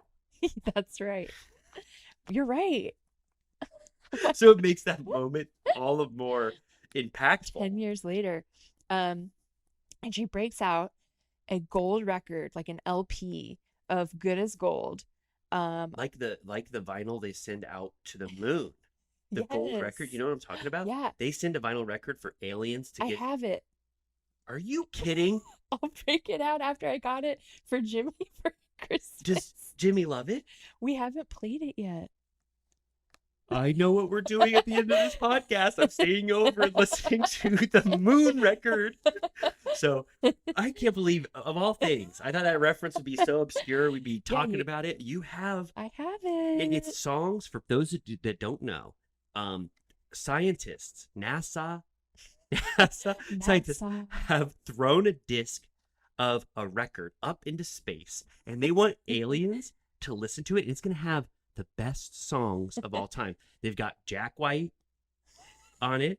Good as Gold. They've got- Do you think Bravo should do their own Yes. lunar That would be a great disc? stunt, honestly. For who? For Bravo? For Bravo. Hey, that's copywritten Bravo, but we are definitely in talks to do it. So it starts out an alien. Imagine an alien. This gets to a Saturn moon, and they put on their record player, and it starts with "Don't Be Tardy for the Party," right? Because chronologically, that's one of the first. What about On Display? Yeah, and then it goes record shift. They go, I don't know if I like this one. Then it's on display, and then track 3 is Good as Gold. That Chic C'est La Vie. Chic C'est La Vie is probably like the penultimate track. It's so good. Okay, but yeah. So, but yeah, it's not... a very sweet moment. Everyone thinks it's so cool. Yes. Everyone's so happy. Andy loves it, and it ties into the legacy of Vanderpump Rules. It makes this reunion special. Have a bright spot where it connects to the larger Vanderpump Rules universe. Yeah, and they start playing the scene out with Good as Gold, and then it shows Sandoval smoking in all black in the parking lot, and he just goes under his breath, ugh, blowing it. He goes, I am blowing this. He's like, it's like the most pathetic. He's like, no one has ever blown it like me. Like, I don't know what the and hell. Everyone else is like, Good as Gold. They're all having fun. Andy put it on the record player. They're all dancing. Andy loved it. I hope it gets a prominent place in the clubhouse. And it was real gold. I want one. I said last night, I think I would pay upwards of $100 for the Good as Gold record. I mean, I think we can get it for 100. And then, next time we see Scheana, she signs it. She would be stoked to sign the Good as Gold. Oh my God, yeah. Record. One thing to bring it back to Jack White, apparently, at his Third Man Records in Nashville, they have one of those machines where you can record a record. Right. Let's do it. But we have to sing Good as Gold in its entirety. So we do a cover. Yeah. And we make it, burn it on a record. Yeah. But we could countrify it. Good as Gold. And then we release it. Amy and Riley's cover of Good as Gold. Yeah. I was also going to say, I missed one of the songs that was on that gold record they sent to space. Rock Me Amadeus by Falco. Amadeus, Amadeus. Which, speaking of my part, Mozart. But do you like that Falco song? It reminds me of, it was on one of those like commercials with like the 80s greatest hits, Yeah. But I'm wondering, like, if aliens listen to that, are they really going to get, besides learning who Mozart is, are they going to get any peek into humanity? We should also include a DVD of the movie Amadeus, which won F. Murray Abraham an Oscar. Now, that's a little harder because what format is that going to be on? Records, that's ubiquitous, but is this going to be on a DVD, digital? Maybe we could put one of those things that like the PR people send out now where it's like you open it and it just like plays. Oh, okay. Like I was thinking one of those press boxes where it's like a bunch of, that's what you're talking about? Yeah. Okay, cool. Okay. So then they start preparing for Raquel to come out, and Andy says to Schwartz, who's next to Sandoval, Andy goes, Schwartz, you're moving seats, right? Because they were going to put Raquel between them. And Ariana goes, no, he's not. Which I feel like that is like unprecedented. And they're just like, okay. Yeah, production is just like, all right. Whatever. Yeah, seriously. She just Schwartz just like stops moving. He's like, okay. Yeah, because she doesn't want Raquel and Tom to be together in front of her. Yeah. She gets her way. Yeah. And then Sandoval's going, God damn, I am blowing this. So yeah, then it goes to the one-on-one where Raquel is wearing her, gray blazer from Express. It's a Gone Girl outfit. Yeah, totally. When you want to appear innocent or whatever. Yeah, they're like, and Rata. Yeah. She's talking about Sandoval. She said, he's always rooted for me. He made me feel heard and seen. Andy's like, you never felt that way with James. She says no. And then he starts asking about Ariana. He goes, did you think there was a path forward? And she goes, yeah, I guess I was just like living in my own little world. She thought that he would break up with Ariana and that they would just start dating. Yeah. And that Ariana would be like, cool, that's fine. Goodbye, Tom. And hello, Raquel. Insane. I love you two together. Andy's interview with Raquel is a masterpiece. The way he asks his questions with no arch to his eyebrow, with no what's the right word? He just lets Raquel give her answers, but he is so very much enjoying what Raquel has to say because she's the perfect interview subject. The way I don't know if we already got to the moment where she says, "Oh yeah, we wanted to get our story straight." Right. It's like, yeah, it's just You could tell Andy is loving this interview, but he doesn't let on that this is like the best interview ever. Right. Yeah, she's like easily maneuvered. Yeah. Yeah, he's, saying you guys have been talking about there's so much that Ariana ignored Right. that like it seemed like she didn't want to know. Raquel was like, it seemed that way, she never pressed Tom. She didn't question him too much. And Andy's like, it sounds like you're blaming her. And she's like, that kind of was our mindset or my mindset, like Yeah. I think, Sandoval just like poisoned her against Ariana or whatever, which is like always what, someone like him would do. She said she was very ashamed about that. They talk about the phone call, like you said, they wanted to get their story straight, but Ariana was demanding details on the spot. And Raquel says, I felt Ariana's pain or something like that. Yeah, she's like, I was getting pain from what she was saying. Yeah, she was like, it was giving pain. And so, Raquel just had to drop the idea that they were going to get to lie about how long they've been together and just straight up told her the truth. And she says that they've been talking about the reunion like the whole time. Yeah, he says, did Tom prep you for this? And she says, I'll be honest, we have only talked about this since the day Scandoval was found out. Yeah. And he asked her, he's like, this is a pretty lonely moment in your life. Do you think you'll come back to the show? And she's like, I mean, I want to. I was stunned by that. In her dream world, she comes back for season 11. Yeah. At this moment. Literally, what is going to happen? I have no idea. She can't come back on the show. Who? Okay. Well, Sandoval and Raquel are still together or not? Because he did call her on the phone on a plane. I saw that. Yeah. He was able to call her on. Who else does he have to talk to? Yeah, they're probably bonded for life after going through this. But I just don't really know how Raquel could be on season 11 unless Sandoval and her are. She can dating. stay in a trailer and they'll just like pop in. Yeah. It could be like we were talking before about the Katy Perry house. We could just have Raquel in a trailer and we'll just cut in. It could be like picture in picture in the corner and just like, let's see what she's doing. So she's technically a cast member, but she's just living a life inside the trailer. Would she be watching what was happening on the show? I think the producers could share at given times. She'd be fed certain storylines. Honestly, I feel like she would provide just as much in a trailer, not interacting with cast members as she does as one. Right. Speaking of, then they show Scheana in her trailer. She's drinking a tall boy White Claw. Or was it a regular White Claw? It looked gigantic, but I don't know. Maybe she's just petite. Yeah, but after having no reaction from Raquel in the trailer, all of a sudden the trailer is iconic with Scheana in there and she's breathing. So funny. Dude. Yeah. They're like, Raquel's coming out. Ariana, how do you feel? She goes, not great. And then they're like, Tom, how do you feel? And he goes, I don't know. I don't know. He doesn't even know what to say anymore. It's going so badly for him. He's like, he doesn't even know how he feels anymore. I don't feel sorry for him, obviously, but I do think about, imagine how fucking relieved they were when this day was over. Can't even imagine. That's why they all raced over to that village tavern or whatever and just like partied. Yeah. You remember? There was like such a celebratory atmosphere. They were probably so stoked this was over. And then we get this iconic Schwartz moment, right? Funny. What the fuck is wrong with him? Schwartz is just naturally funny. So anything he does, it's like you get like him doing push-ups and stuff. It's just like silly. Goofball. So he brings out his prescription for Xanax, right? Yeah. Or is it it's lorazepam, but that's what that is. Okay. He's like, I don't usually take it like once a month. And then they're all like, Xanax. Lisa's like, Xanax. And everyone's like, what is that? Like, James is like, Jesus Christ, you just have the bottle on hand. Everyone's like freaking out.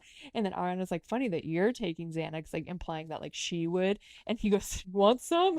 And just tosses the bottle that to her. Casual throw of Xanax to Ariana is so funny and silly. And she even laughs. Like, you know that she hates him, but she's like, LOL. It even broke her guard down. Yeah. She was like, that is funny. He just tossed his Xanax. They like pass it down. Andy tries to read the label. Lisa's like, stop that. And Sandoval is trying to be like sanctimonious the whole time. He's like, you could just tell them that those are your medications and it's none of their business. And he's like, it's lorazepam. He whispers in his ear, like what he needs to do, like coaching Right. Schwartz right in front of everyone. Which is like, he doesn't fucking care. Like, Yeah. he's making a joke of it and everyone's laughing. Like, it's not And a it big was deal. fun. It was lighthearted. It brought a little bit of levity. Yeah, like Schwartz does not need your advice, dude. Like, actually, your advice is the worst advice I would think ever. Schwartz was so lame if he goes, actually, this is my personal business now, and you guys can just step When off. he Like, brings out an orange pill bottle instead of just having like one Xanax in his pocket Right. and just like taking it in Right. between scenes. yeah, they all laugh. LVP is laughing. It's just like a fun little break A little before romp. Raquel. Well, yeah. Yeah, and then Sandoval yeah, goes, that's it, right? Sandoval goes, green light, green light, green light. Did you hear him say that? Yeah. Green light, green light. And people are speculating as to what that means. People are like, someone said that's code for, it's like a Great Gatsby term, the green Oh. light on the beacon when you're looking out at the bay. And it means hold on to the fanciful version of your life because you have to always focus on that. And Wow, someone this sent me is the that. language arts minute. Yeah, I was like, that's what Sandoval meant? I was Green getting light? Matthew McConaughey. Green lights. Green lights. Which means a signal that you need to push forward. Is Yeah. that what green lights are? Yeah. Yeah, and then I think the most Occam's razor version of this is that there is a green light on set It's when go a new time. cast member Yeah. is like coming out and like they're getting ready. I think that's why he's just saying green Yeah. light. Very Ugh, man. not signifying anything. So intense. And Yeah. then they showed the preview for next week. And honestly, is it, it's a little bit more of the same, but the most exciting thing to me is when Tom and Ariana fully Yes. break down. Yes. Which is, I feel like, what I've been waiting for.